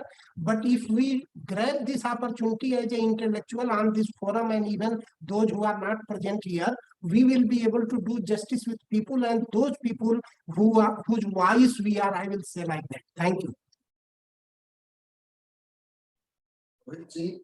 Yeah, I'll just like to add that, our aim is to collect every drop of wastewater. Take it, that's the maximum. Every means doesn't mean 100%, but as close as possible. Take it to a appropriate treatment facility, treat it, and maybe make it fit for reuse. If that is the plan of any other partner, then definitely we are on the same lines. In fact, when I joined late, but Mr. Vishwanath was speaking when I joined this group, joined this webinar, and he was talking something about that what earlier used to be called sewage farming, that you take the septage directly to the fields. Even that appears to be something which should be worked upon, because earlier this used to happen. Then there this concern about the pathogens came up, and there was the treatment capacity at any given point of getting that pathogens removed was limited. But now pathogen removal is also very much possible with all the other facilities all the other improvements in technology which we have. So it is very much feasible that we can look into this solution where the septic tanks are directly emptied into a farmland, and while doing that, while transporting itself, while in the vehicle itself, the either temperatures increase or something happens, so that the pathogens are removed, so that by the time this wastewater reaches the intended farm, it has got good nutrient capacity, it has got good carbon, nitrogen, and phosphorus, but it does not have the pathogen. So if something like that can come up, it will be a win-win for all sectors. Thank you. Vishwanath? Well, just to continue from where Mr. Rohit Kakkar stopped, I think almost many discussions tend to become technical in the end, right?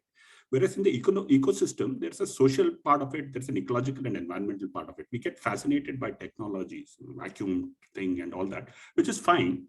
But in the interim, till we fix those issues, till we get these understandings and put it on the ground, there will be many people in the community who will be exposed to sludge and wastewater in an unhygienic condition and in an environmental condition. And so there are possibilities of using the sanitation safety plan of the World Health Organization to try and understand where this informal use is going and to try and make sure that it becomes safer.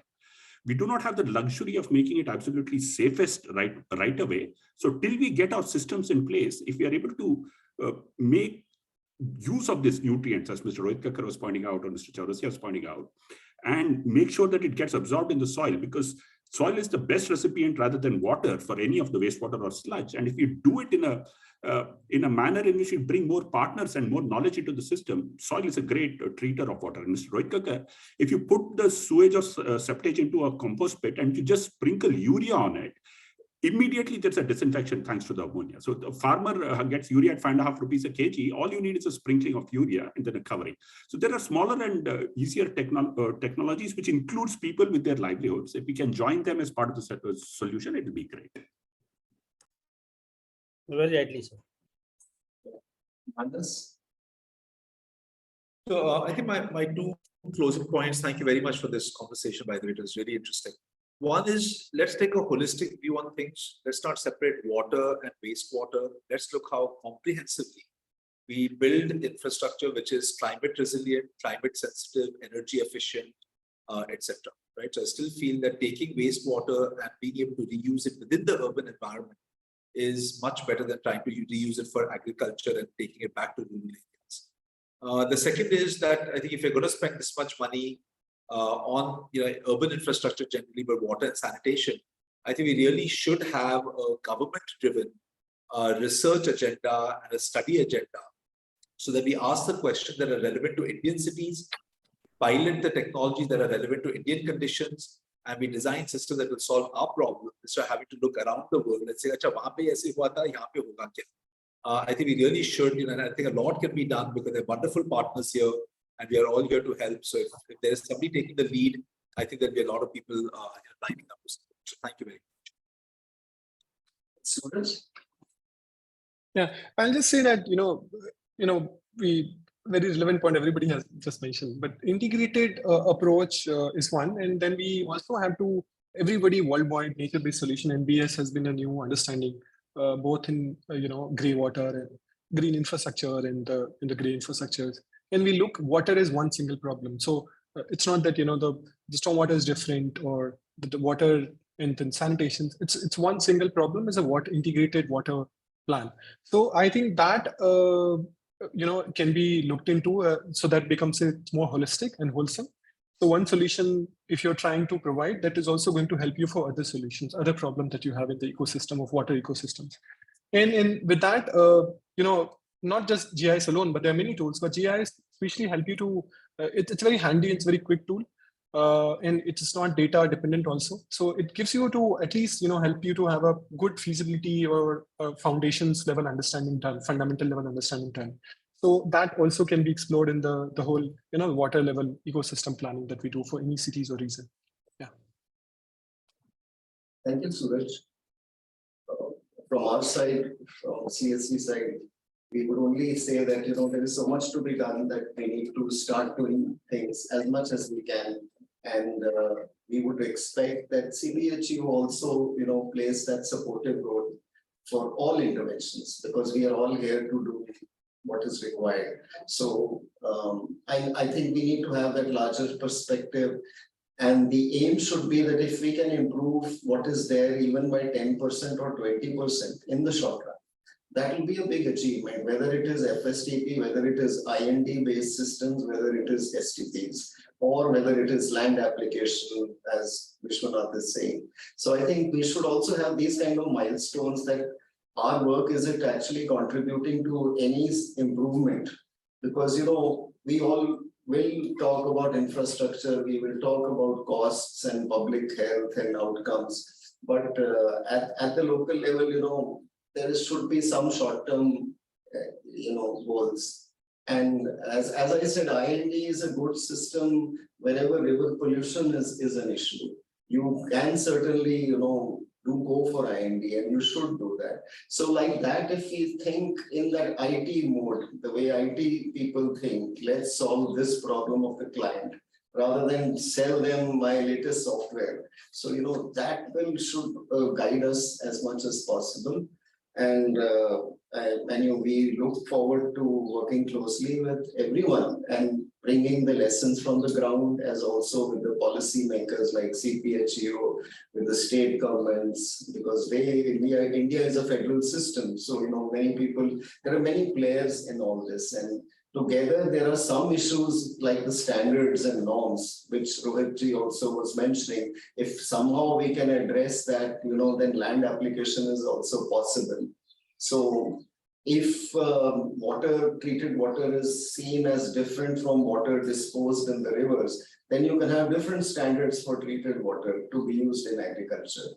And as Vishwanath was saying, we can also look at use of untreated fecal sludge if it is, safely applied in certain cases. So I think from our side, we should keep that approach and see, and also help each other in some ways in patting each other's back, because there is so much criticism nowadays of all initiatives that it is also good to sometimes reach out and say, well, this is working well, and the system needs to be improved and encouraged. So that is what our role, I think, is. And as we grow old, we don't have much time. I mean, the sector will be there, the problems will be there, but how much we can do, we should see in the next 2-3 years. Kitna kar pate hain. If we work with that spirit also, at least we will be able to do a lot.